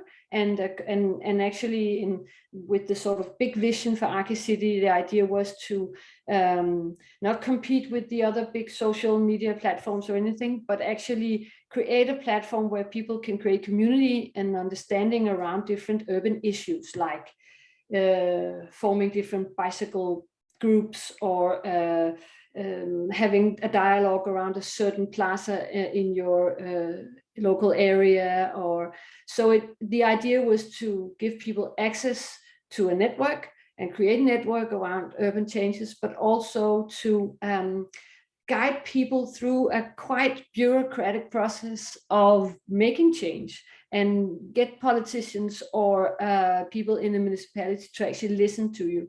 It is also an idea that it would be a platform where planners or clients could sort of tap into an area and understand what the needs and challenges are before you actually decide to make a change. Here's a little sort of digital illustration of how it works. You take a photo. You are able to open a library with different cutouts to place them and scale them and rearrange them according to each other and your idea. You can draw and write with your hand and your fingers, and then afterwards you upload it to the Archicity sort of platform, where it shows a both before and after image. That's quite powerful in actually visualizing change by having the before and after. We are collaborating with a smart institute at the University of Wollongong, south of Sydney, and they are sort of the more hardcore coding people that can also provide a client with the more sort of the numbers, the hardcore data of how people have been, for instance, how many trees have people been using in this campaign and those kind of data. And our role in this is, of course, doing the more sort of qualitative analysis of the campaign and the collages being uploaded, and come up with the design solution and proposals based on that. And then, right here, we have a new kid on the block. It's still a sort of in its pilot phase, but it's a deck of cards in a box that guide teachers and students through a process where they get knowledge and background knowledge of how EU is working with greening up our cities and making climate adaptation projects and stuff like that. And then it again unfolds the method of the design thinking process, where at the end the students are able to actually act in their own life and create solutions to either their local community or schools that relate to climate adaptation and greening up our cities and stuff like that. We are testing it right now in Helsingør, in north of Copenhagen, across 20 different classes in that municipality. So that's going to be quite interesting to follow and see what actually comes out of that. Yeah, that was a short introduction to some of our tools that we use. And I've chosen a few of our different projects that has a fairly large focus on kids and young people, and how we've worked with stimulating that kind of conversation, asking them to design and how to be creative within this process, and how it's actually also affected the final result in some of our design projects. So this school called Lykkebo School is situated in a part of Copenhagen that that in a sort of on the edge of an area with fairly wealthy people, and then on the other side an area that's kind of deprived and socially challenged and with a high crime rate.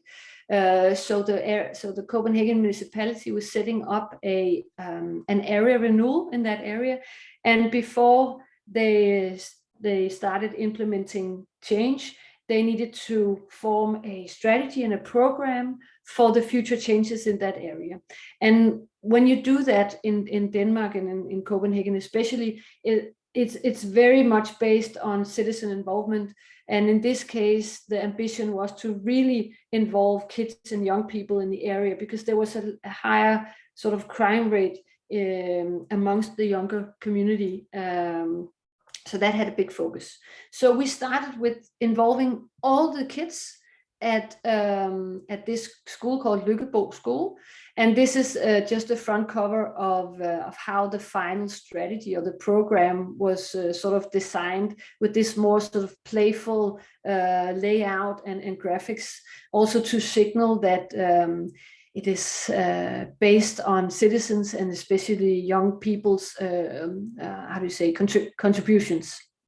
So the area is called Kulbanekvarteret, and this is then the strategy for the change, and this is where it was situated. So out here in sort of the outskirts of Copenhagen, in an area called Valby. This is the area that needed to undergo change, and this sort of brownish grayish area was then going to be a future park. So a lot of what we tried to get ideas from through the young community was the functions and future activities in this park. So this is a sort of an image of one of the workshops we were hosting at this school, where we, for a whole day from 8 in the morning till 2 in the afternoon, had sort of set up an atmosphere of the young kids and young people being agents, urban agents, that needed to help us with our mission of making a future great park for them and for the rest of the neighborhood. So in that way, narrating a kind of a story around them being agents and really on a mission and helping us and to pursue the great design solutions and stuff like that. We sort of sent them out on missions throughout the day. The first mission was going out and thinking about how they were commuting and where they were living, what types of buildings and what types of modes of transportation and so forth. And then they came back with either descriptions depending on their age, or drawings that we then mounted on this huge map. I think it was like 4 by 3 meters, so a big sort of blanket of with the whole area in front of them, and we were sort of, that was growing during the day. This is just to get you an insight into those different mission papers they were getting or receiving, where it said like top secret, and that kind of atmosphere around the workshop. And then we had another big wall-to-wall poster with the area again, but where they had to come up with their ideas of functions and activities in the park, with speech bubbles where they were writing their ideas, or even plan drawings, or more sort of poetic drawings of their ideas. Then we took it to the next level after actually providing the municipal or the client with all this information from the workshops. The next step was actually making some placemaking installations. So the neighborhood sort of started resembling some of the ideas, and this is an image of the client and us. And Liva here was a representative of a local recycling station. So the ambition was that the kids could only design these placemaking installations based on recycling materials. So we were doing this as a sort of a more adult design session, where we try to design these different types of installations that the kids then would have to build together with us. And one of them was to make these kind of dream doors, as we called them. So we collected all these old doors, and the kids, we moved into this big warehouse where the kids were building and painting and being really creative for a week, and building all of these different installations. Then we put up these frames on the local supermarket, matching the color with the wall, and they had made these sort of pixelated versions of their dreams for the future park. So it had this more sort of poetic atmosphere around it, where they started writing on their dreams on the doors next to the opening that illustrated their future dreams for the park. They built these big flowers out of old washing bins, plastic washing bins, and office folders and stuff like that, where they were also on the leaves writing their dreams for the future park. We made like a happening where they were planting these flowers, and the next couple of weeks people came by on these different urban walks, and they were sort of co-writing stuff in the flowers. Then as another way, because this was sort of the public school where the top age was, I think, 15. And the ambition here was also to try to work with the older, younger people, like with the 18 and up to 25. And they are a difficult segment, an age group to actually work with, because first off, we have to do it in their spare time. So when they were going to their youth club activities in the afternoon, I brought this photo into the presentation because what we insisted on was actually to display some of their statements and dreams and designs in a huge scale on the actual club, so people would also notice that stuff was going on inside the youth club. But what we're doing in order to try to motivate this age group was that we took them on a study tour. We rented a bus. We took them to see different places in and around Copenhagen with different types of activities for this age group. And they were sort of ranking them, and we interviewed them about how they experienced those different places. Then we again took this big map of the area, and as an interview technique, tried to get them to point to different areas of where they felt insecure or where they liked to hang out, and to get an understanding of how the area was working. And then we took them in this sofa, three young people at a time. We gave them a soda and some popcorn, and we created an atmosphere around sitting in a cinema. And Rasmus here, he was then live drawing while they were talking. So he was drawing up their ideas immediately, and they could And that kind of conversation is actually quite interesting as a creative process also, because they were immediately saying, no, that's not what I mean, it's something else, and pointing to some of the photos over here, it's more in that direction. And in that way, we could sort of immediately get a reaction on the different solutions. Then, as placemaking was sort of a central thing in this project, we built a few of these different installations that the young people had designed with the help of Rasmus as a medium.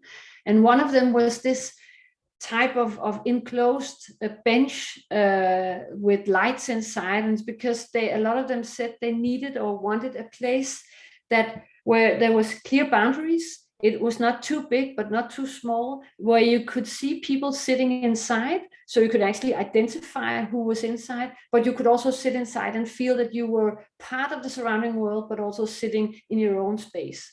So we were interpreting that into this installation that they helped build and we're very proud of. And this is actually, it was just a few of the activities in this project leading up to actually the design of the park. We did not design the park, but we handed over all the data and all the sketches and all the illustrations that we had made throughout the process. And that was sort of the foundation for the future design. And what we can see is that a lot of the, how do you say, the aesthetics, a lot of the functions, a lot of the data we had collected is actually clear in the design of the park. This is one of the installation that a lot of both the community and the young people had pointed towards this space that I was describing just before, but also with the element of preparing food and eating together. So a social space that was open, but not completely open, closed, but not completely closed, and that kind of, of words connected to it. Hans Tausen's Park, that's on Nørrebro. It's a project that we won together with a big landscape office called SLA in Copenhagen. Before we won that competition, we had worked with the community and the schools in the area and already gotten a lot of insights. So we were invited onto the team of designing this climate adaptation park in Nørrebro that could handle heavy rainfall and could be climate adaptive in that sense. In the one end, we have a school called Blågård School, and the other end, we also have another school called Nørrebro Park School. And in between, we have this Hans Tausen's Park. There's also a high school here. So our role was to design a process and work with the schools, both the teachers and the students, to understand how this park and the areas around the schools could be designed as an open schoolyard in a way, but also an extension of the actual classroom. So we were to investigate culture around teaching outside, what kind of physical installations would need to support that, what kind of, how to work with the reorganization of schools and the teachers and their way of teaching. So there's a lot of levels in this process for us to investigate. This is renderings or drawings of the final design. So the outcome of that process of how both the park could adapt to heavy rainfall and absorb it or leave it on the ground for a while, and these different spaces that could support outdoor learning situations and also become a park for the local community, of course, and then how the sort of near area around the schools could work as a schoolyard, both for play but also for teaching.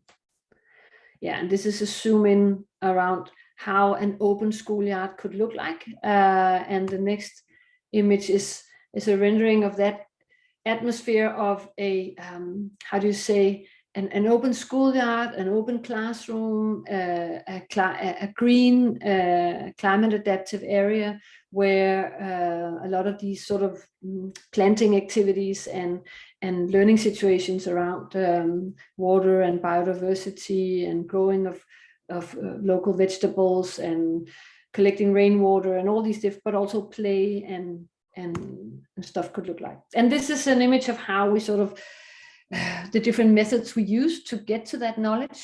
A situation where we took the classes outside of their classroom and tried to establish that kind of forum or situation on site in different places around the school to again give them the language and the tools to actually make analysis of urban spaces and be able to come up with proposals of how it could function both as a space for the local community, but also a place for actually teaching. This is some images of a workshop where we tried to build some of these ideas in one-to-one, first drawing a plan together of the schoolyard and the area, and then afterwards working with these soda crates that worked a little bit like big Lego, to test out these ideas one-to-one. It's a very effective way of actually learning and experiencing and also having a dialogue and a conversation around design. Test it out immediately and start playing with it or interact with it, and in that way activate spaces and get some and how do you say, stimulate young people to be more iterative, test it out again and again and again until they understand why they're doing it and how it works. We made an exhibition on the school walls for the adults in the area, the community, but also the client. And we also always insist that we take the kids and the students and the young people very seriously in the sense that this is the school mayor at that time, Pia Allerslev, who came by and of course listened to the kids and the young people and gave a speech about their outcome and how it would be used in the future. And this is a rendering of a situation in the park where after a heavy rainfall and how the water sort of lies there and becomes a completely different space, a more sort of dreamy space, even though it's in the middle of the city. And these circles and a lot of the sort of physical framework proposed here is of course the result of the process with the kids and the teachers and the local community. Let me check up on time. Okay. Active Haarby. Haarby is a small city, or it's not a city, it's a small town on the middle island in Denmark called Fyn. This was a part of a larger national campaign where the government and the philanthropical institution Realdania and the national, how do you say, gymnastics society had sort of joined forces and wanted to experiment with 6 different schools in Denmark that had to have, how do you say, be redesigned so it could stimulate for more activity in the school day, throughout the school day. So we were consultants on a larger team that had, so our role was to design the process of involvement, involving both students and client and so forth, and be part of the design process of making this change. So what we did was that this is some of the first versions of Archinopoly, where it also had a sort of 3D elements on. You could build trees and you could sort of put elements on a little bit like Lego and try to build up the spaces on the board. But this is an image actually of the headmaster and 2 students and the client sitting together and creating the ideas for both inside the school and outside the school of how it could be a place for the community after school hours and for the school and students in school hours. This is the same situation where we wanted to bring age groups together, different age group together, and also different stakeholders. So you can get that perspective and get that knowledge across the different interests and the chairs that we are sort of sitting on, either as professionals or as the client or as a student experiencing how it is to participate in the teaching and on an everyday level. This is a sketch of one of these Archinopoly boards. So as I also showed you before, you draw on the board, you draw your solutions to a certain point. It becomes, of course, more diagrammatic. It's not, the point is not to have it sort of aesthetically beautiful.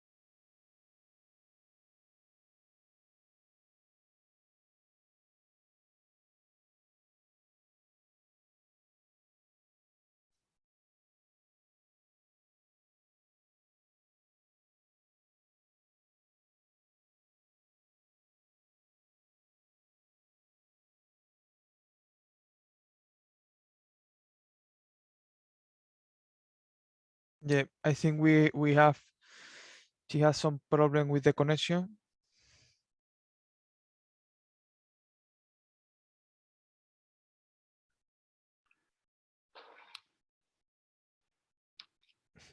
Yes, clearly we lost Jeanette's connection.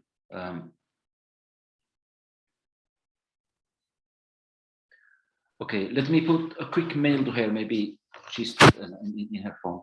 Just a moment.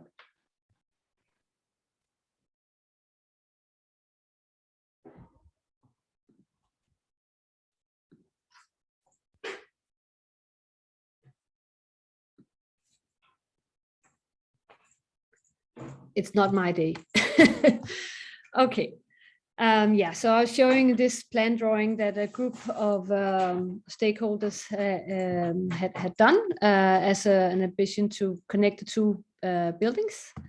And this is an image, something that we also focus on a lot in these types of processes. Is one thing is actually sitting around the table in these smaller groups and start sharing and moving from yourself into a sort of a larger community, sense of community. And then this is also a way of doing that in a larger scale, sharing your ideas and your different proposals for the large group.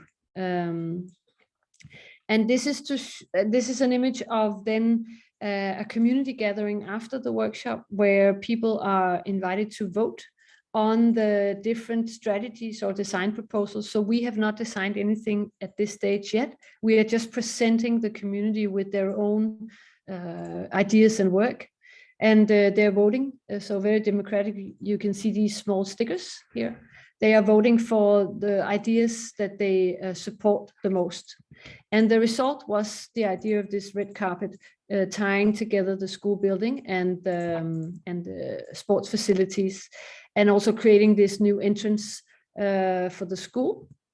So creating a sort of a landscape that is very significant in its architecture and design and layout, and invites the students and local community to be more active in their everyday life. Yeah, this is a few images from the inside of the ideas that the kids had for actually, creating a design that invited them to be more active during the school day.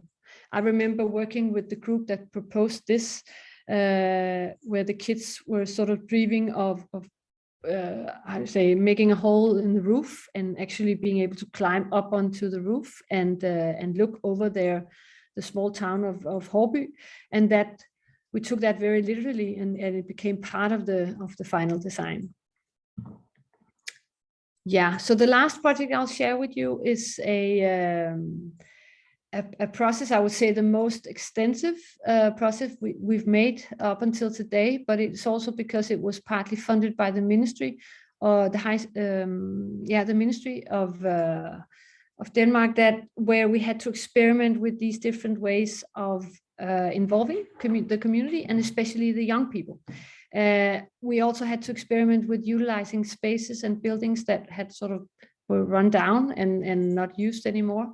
So that's why we called it the Urban Lab of Asnæs. Asnæs, that's the name of the town.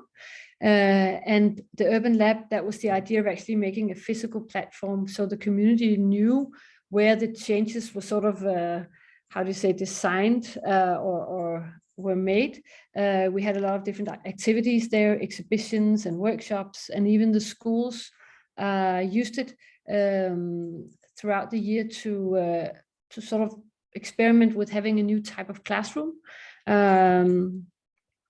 So this is a situation where we used Archinopoly to map out Asnæs. At this stage, the municipality was paying for the 2 new urban spaces in Asnæs, and the ministry was paying for the process. But the municipality of Odsherred had not decided what that needed to be built, but just that it had to answer to the community's needs. So we started from scratch, and the community, with also the young people, helped us map out Asnæs and identify possible places for change or new activities. This is a situation from a workshop where it was the more sort of senior audience or citizens of Asnæs. After these first couple of workshops, we had identified 9 spaces in Asnæs that the citizens were pointing to as possible places for change. And we activated those spaces with these signs where they had sort of a small mailbox on it, so people on a continuous basis could write ideas down and sort of put them in the pile of good ideas of what to do on these different spaces, how to change them. This is a situation where we had like an exhibition, or what we also call a feedback loop, with the community, where we are exhibiting the phase we are in, the results of the workshops or the data. So it's like putting up a mirror in the community and saying, this is actually what you have said. Do you agree, or did we misunderstand anything? And then, of course, get in feedback or information to the next phase in the design process or planning process. We use these inspiration photos a lot to, as I also said previously, to understand what spaces and aesthetics people prefer. You see the small stickers here was relating to age, so we could also afterwards understand what kind of different situations or urban design situations was relating to different age groups. This is an image of the local band from the high school that was making some entertainment for one of our events or feedback loops. And I think the main thing in this project relating to also the young people was that we, for half a year, we had a sort of a learning process going on with the public school and the high school. So we were actually educating some of these young people to do our work for us in a way. We taught them how to do on-street interviews, to make analysis of spaces and places, design different installation for the different places around Asnæs, and also to answer to the data we had already collected. So the students had to, of course, contribute with their own ideas, but their design solutions had to also be founded on the data from the previous process. So in that sense, they were doing our work and working a little bit as an instrument. This is not my own word. This is a citizen from Asnæs that has actually said it, that the effect that it had on the community, that the young people were the ones asking the questions and doing the involvement, actually was quite huge as a way of bridging the gap between age groups and creating this understanding towards age and activities in Esnes. This is a picture of an inauguration of this furniture, yellow furniture that some of the students had designed and built themselves. And this is then the senior parts of the senior community in Esnes serving soup on a cold fall afternoon for the young people. So it's a very sort of, it's a great image of actually the effect of the process of bridging the gap between the different age groups. We experimented with light installations and a collaboration with young artists in the cold and dark winter months in Denmark, where they were building these different light installations to activate the spaces also out of, out of the more warm and light season. These are some of examples of the dream drawings, as we call them, that we did together with both the kids, young people, and the community in general. We sometimes set up like an open office in the local shopping mall, serving coffee and cake for people passing by and asking them to sit down and spend a few minutes with us to understand their their preferences or ideas for some of these different places. And this is an example of how these dream drawings could look like. And again, this one. So at the end of a process that lasted a year, where we had both involved, I think this town consists of 3,000 people, and we had at least been in contact with half of the community in Esnes, and we had experimented with collaborating with the teachers and actually making this sort of teaching process in the school for half a year. We had activated some rundown buildings. We had activated the different spaces with some temporary installations. This is then the result, the 2 urban spaces that was built in Esnes, a staircase and some trampolines in front of the swim hall in the local town. And this is some images of the, I'm gonna go back to this drawing, a new park in front of the library, centrally located in Esnes, where the community was sort of missing benches and playful installations and more color and more vegetation and trees. So those 2 places were the ones that was very democratically, chosen by the community, and afterwards then the content or the activities and installations was also made in close collaboration with the community. It was built in a collaboration with local carpenter and craftsmen, but also the local school with these parts of the installations they helped design and build. So the inauguration, also, I think this image is also framing, I would say, what we do, or as a main thing, we often say that we don't, our main product is that we build communities, we strengthen and build communities. And then in a way, the byproduct or the secondary thing is the physical spaces to nurture and stimulate that community in the future. And I think this sort of image captures that very well, of the inauguration of one of these spaces in Esnes, that actually after this started a tradition of having these big kind of festivals and activities in this park every year, with different purposes. Either it could be sports games, or it could be a festival for the flowers, or etc. So a community or a group in the community was established, and they took care of the wheel of activities throughout the year, and in actually being hosts for that kind of culture. So the out of this project we made a strategy for how to tie the town of Esnes together. We designed these 2 new urban spaces we made a large sort of evaluation of the effect of the process, and we actually mapped out the new networks being built or established, and community being strengthened in the town of Asnæs. And we also did some evaluation of how the budget actually was increased because of this level of involvement.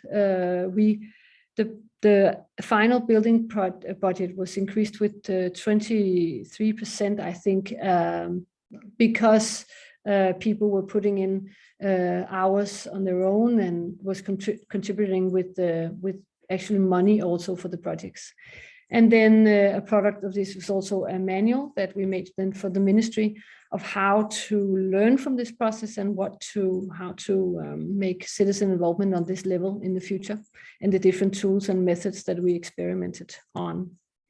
I think I won't go through this last project. I think I'll stop now. My time is up. But I'm looking forward for a discussion and some questions maybe.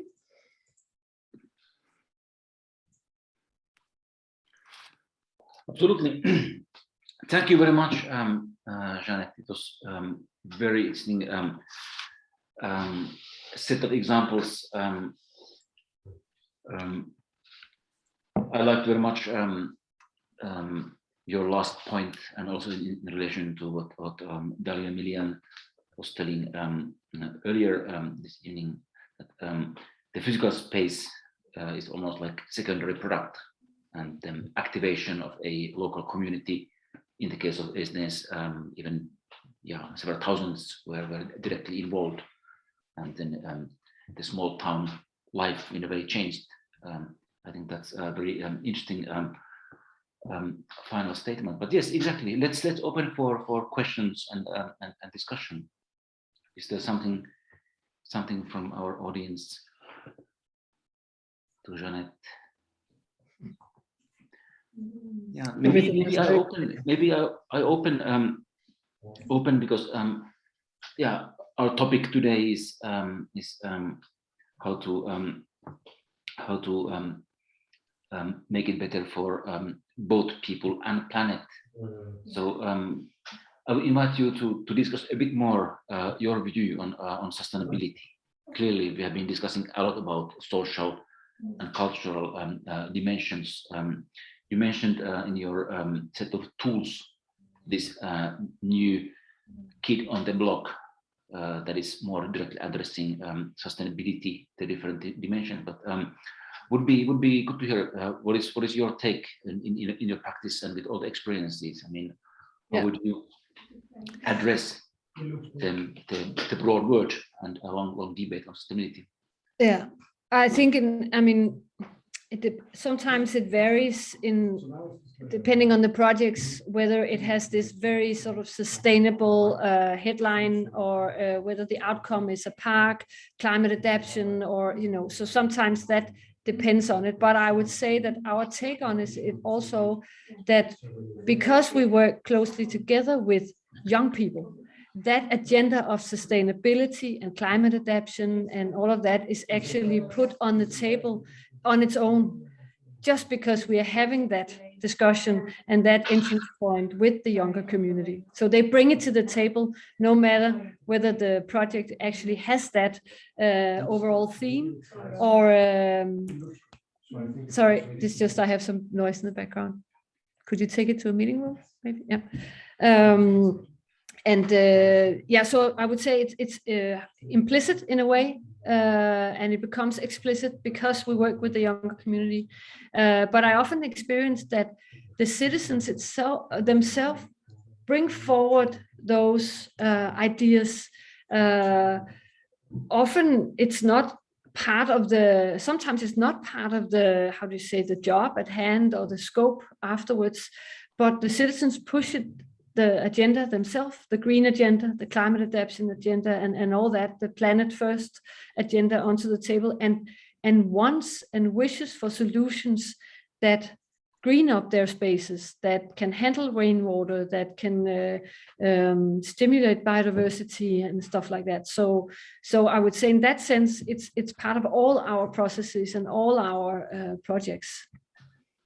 Okay, so your experience that it really comes from people. That's good to hear.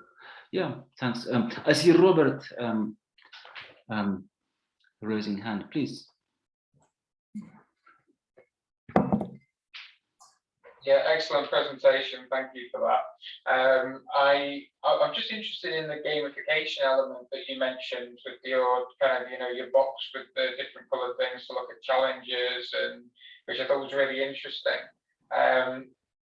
We did something quite interesting. I don't know, in terms of gamification, to look at contested spaces between designer, architect, planner, resident, person who works there but isn't really a resident but is often forgotten.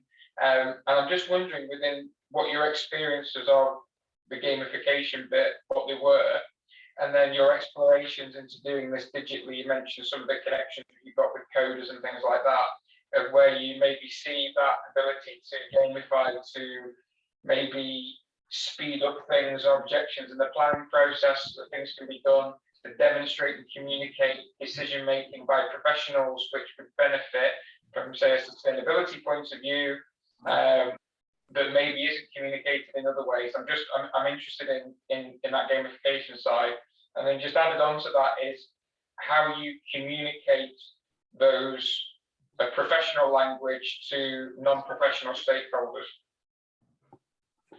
Well, I think the last question is part of the answer in the first question, is how also gamification sort of works, or how we experience it when we use it when we are aware of when we use it, right? And when we also sort of turn it up in a way.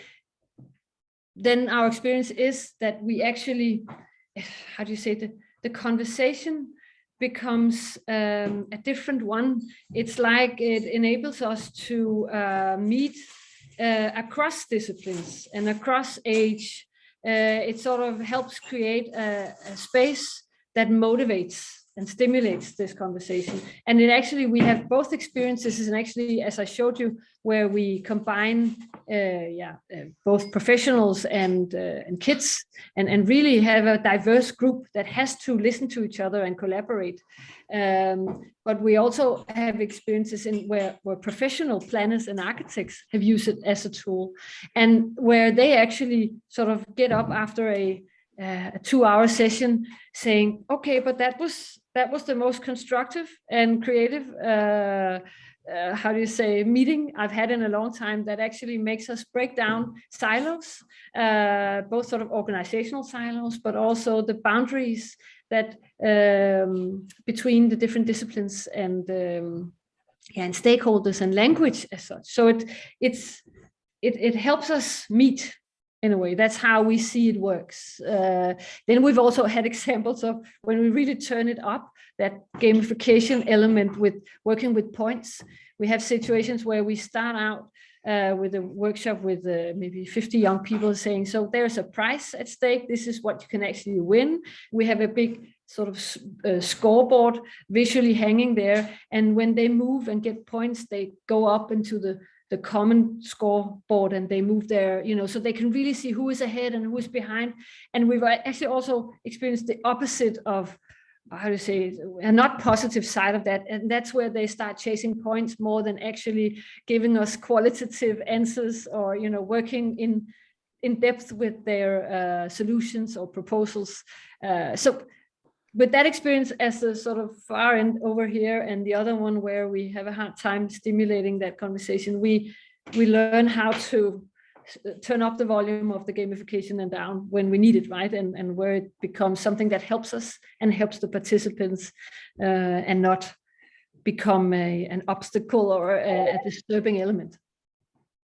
Because I'm interested where in the same way that you have a piece of software that might dictate moves of a designer, the restrictor becomes something that pushes people along a certain direction. However, at the same time, within a game, sometimes the restriction of a rule actually gives the opportunity for creativity to kick back against it if the rule isn't there. So there's that balance, isn't there, between having games and creating rules that allow for emergence, but don't restrict it. But if you don't have any rules, you're not going to get emergence. So yeah, that ability to turn up and down, I think, is a very interesting one. But the rules, of course, it helps. It helps people to see the end. Okay, so this is the purpose of the next 2 hours. This is what we're doing together. And these are the phases and the steps we're going through. That actually pedagogically and cognitive helps people to be more present in that session. And we evaluate often on our methods and how they work. And people, they often say, oh, you know, when I got the invitation for this workshop, I was thinking, oh no, I have to perform, and can I come up with a brilliant answer, and what, you know, can I really be part of this? And then the immediate reaction is, this was really helpful. I learned a lot, and it actually made it quite clear what we were doing, and I felt I was part of a group that was thinking together. Yeah.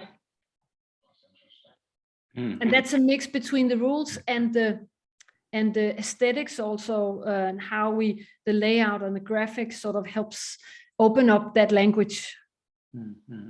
I think in your presentation, we got a really wide array of different, well, let's call them tools. I mean, different ways to engage people, and different ways to move from ideation to design. The first one's clearly there's this game board.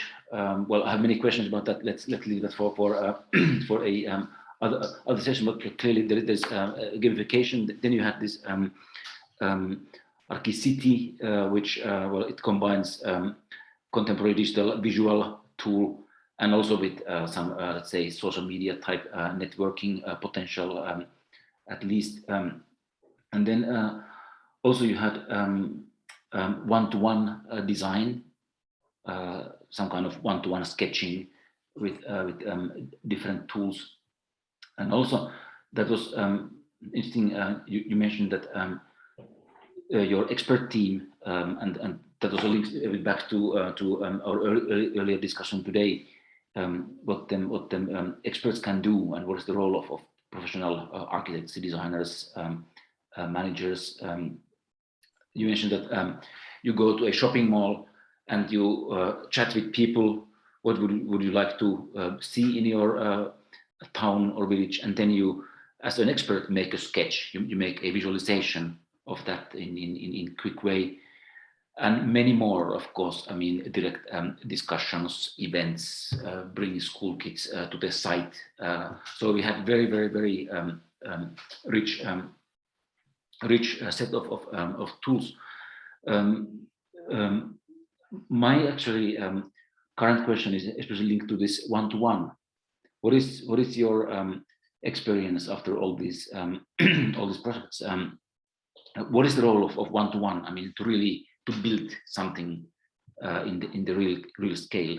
Yeah, I think the role of one-to-one or the potential of it is two or threefold. It's first off the experience and the learning on an individual level, how you mix the tactile and the practical sort of movement with the creative and the sort of ideation process, iterative process, that combining the body and the physical situation with building actually stimulates learning and participation in a way, or perception.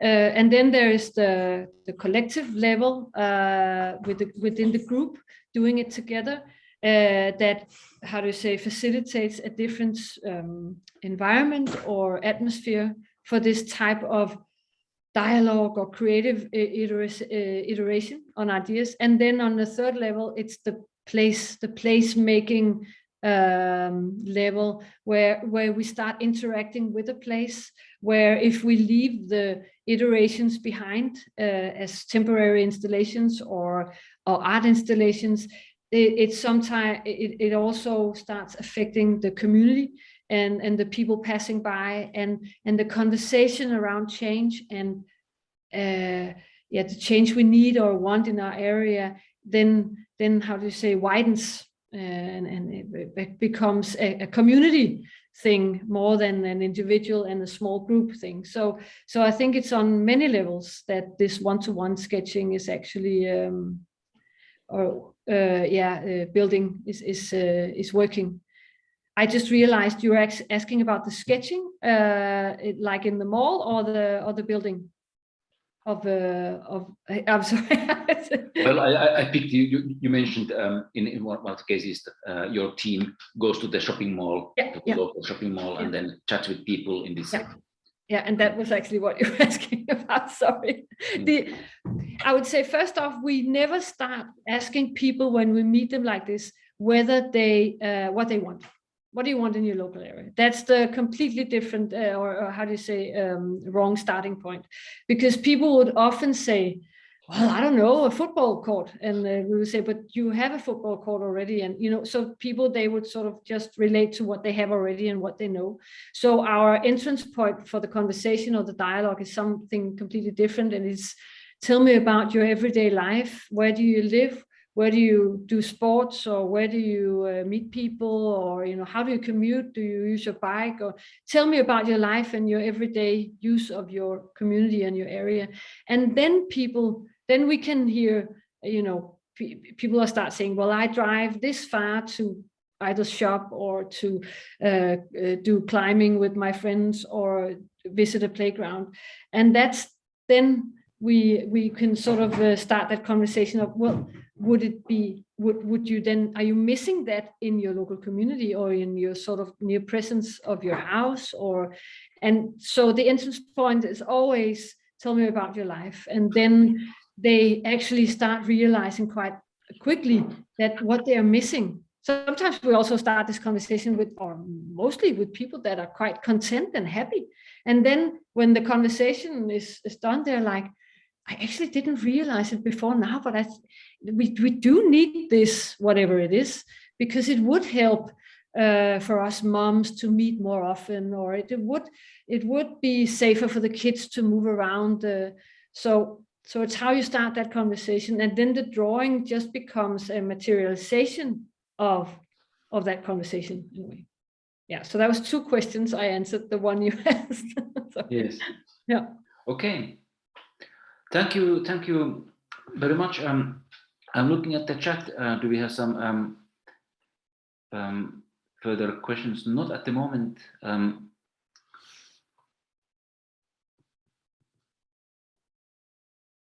It's sometimes a bit funny in these distant modes. But if there is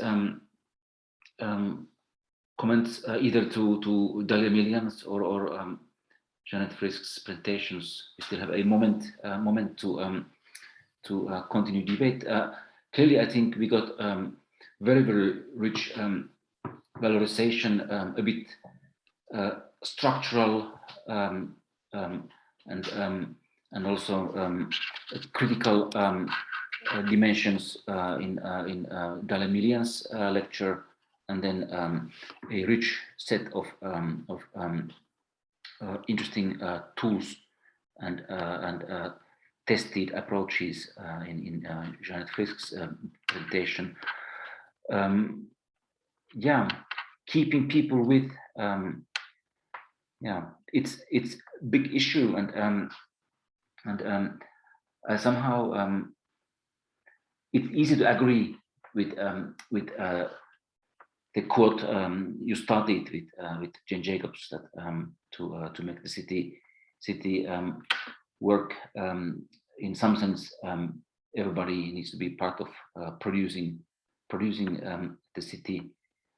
At the same time, as also you said, I mean, often people want what they already have, so it's quite often it's not easy to go really to the dreaming, or it's somehow things are a bit circular also in this participatory processes in some sense. And as I already said, I think very valuable, at least to me, very valuable learning point was this idea that it's not the physical, beautiful, fantastic park, but it's rather the feeling that everybody wants to be making the next year also work, making the event also next year. That is at least very valuable in that approach.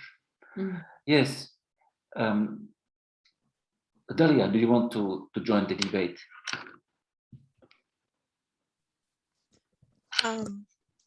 Sure. I don't know what exactly how, but yeah, no. Yeah, I mean, maybe,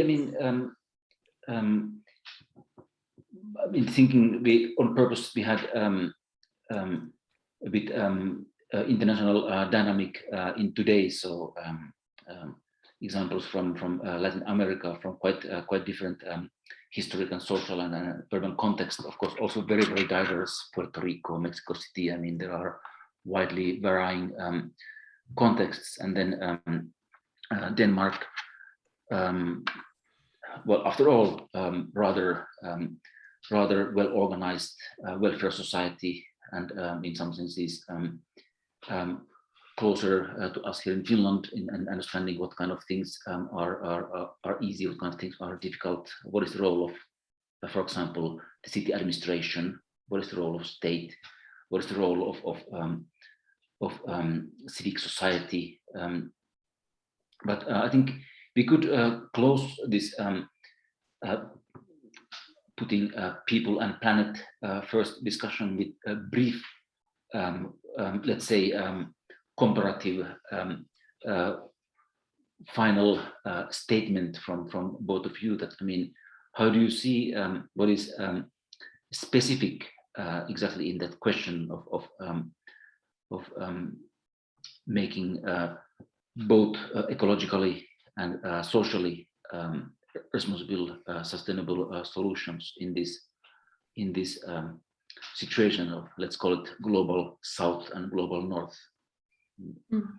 What would be first thing that comes on your agenda based on your experience? It's of course rather soft question, but soft? What? It's super heavy question. It's heavy question as well. Well, maybe I can start with a reaction to, I'm sitting in Copenhagen in Denmark with a sort of strong welfare society, and we call ourselves also a very democratic society. But I still feel that there is a long way to go in our democratic participation and ability to actually take part in some of the larger decisions in our cities.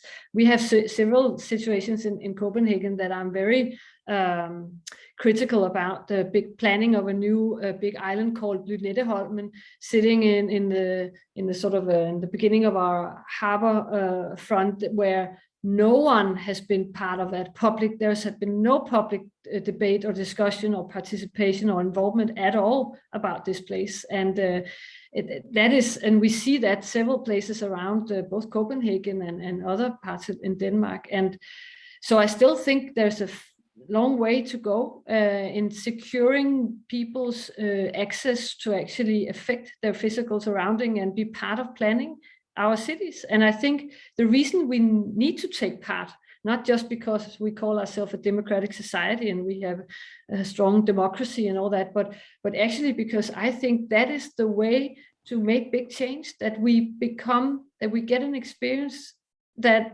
our points of view or ideas for solutions is actually been taken seriously and is valuable.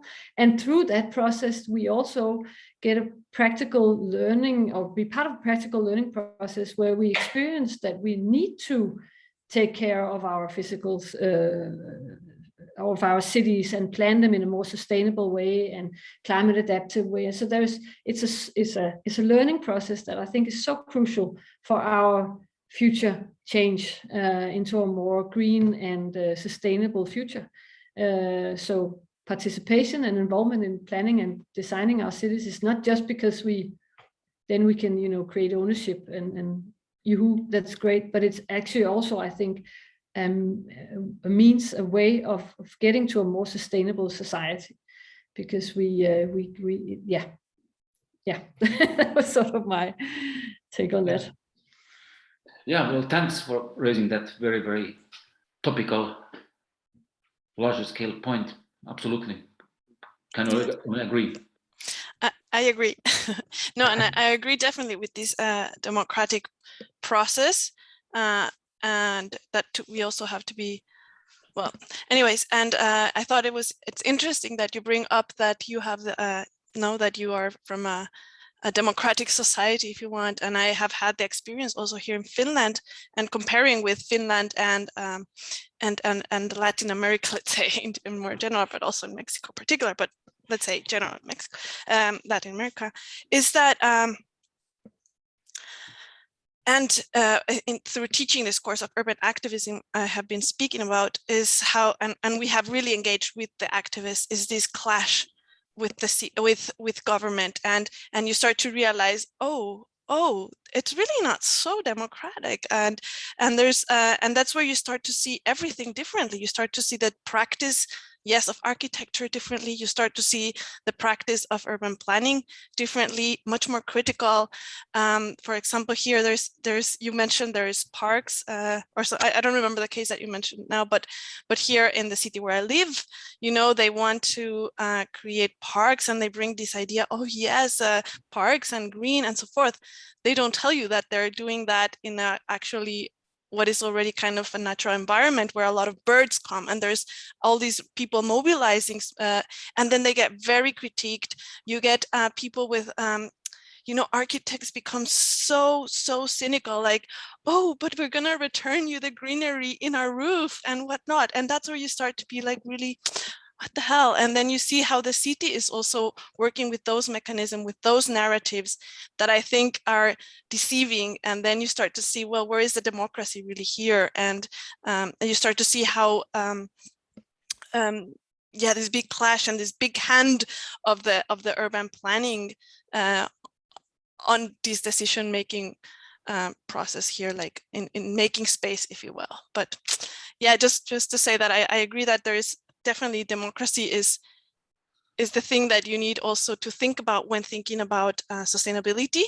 And there is actually, I found quite interesting with it came this what's the name, the ICPP or panel, or how do you call it, in ICVP, and there's it was interesting to learn that there's actually 3 panels, 3 working groups, and one of those working groups is about they're really looking into society. It's not only about the, you know, natural environment or natural sciences or the science, these natural science kind of research, but on the climate, but also how people mobilize to bring about that change. And I think it's important to consider how important this democracy is in this related to sustainability, I guess. Well, yes, that's good point, and I think it's very, very topical closing sentence for our discussion today. So thank you very much, Jeanette. Thank you very much, Dalia. Thanks, Raul, and again, thanks to our very active audience. Yeah, wow, 3 hours of discussion, 3 hours of lecturing. I'm feeling a bit that we are sometimes overdoing our everything needs to change, but yes, we have to change everything, so we need a bit here. Raul, would you like to comment about next week? So we continue next week, Thursday, and it's 4 o'clock, and we go to circular design. So we heard something about design thinking today from Jeanette. Discover, dream, design, and develop. But how to do that in a circular way? Raul, I leave the last word to you. Okay. Thank you very much.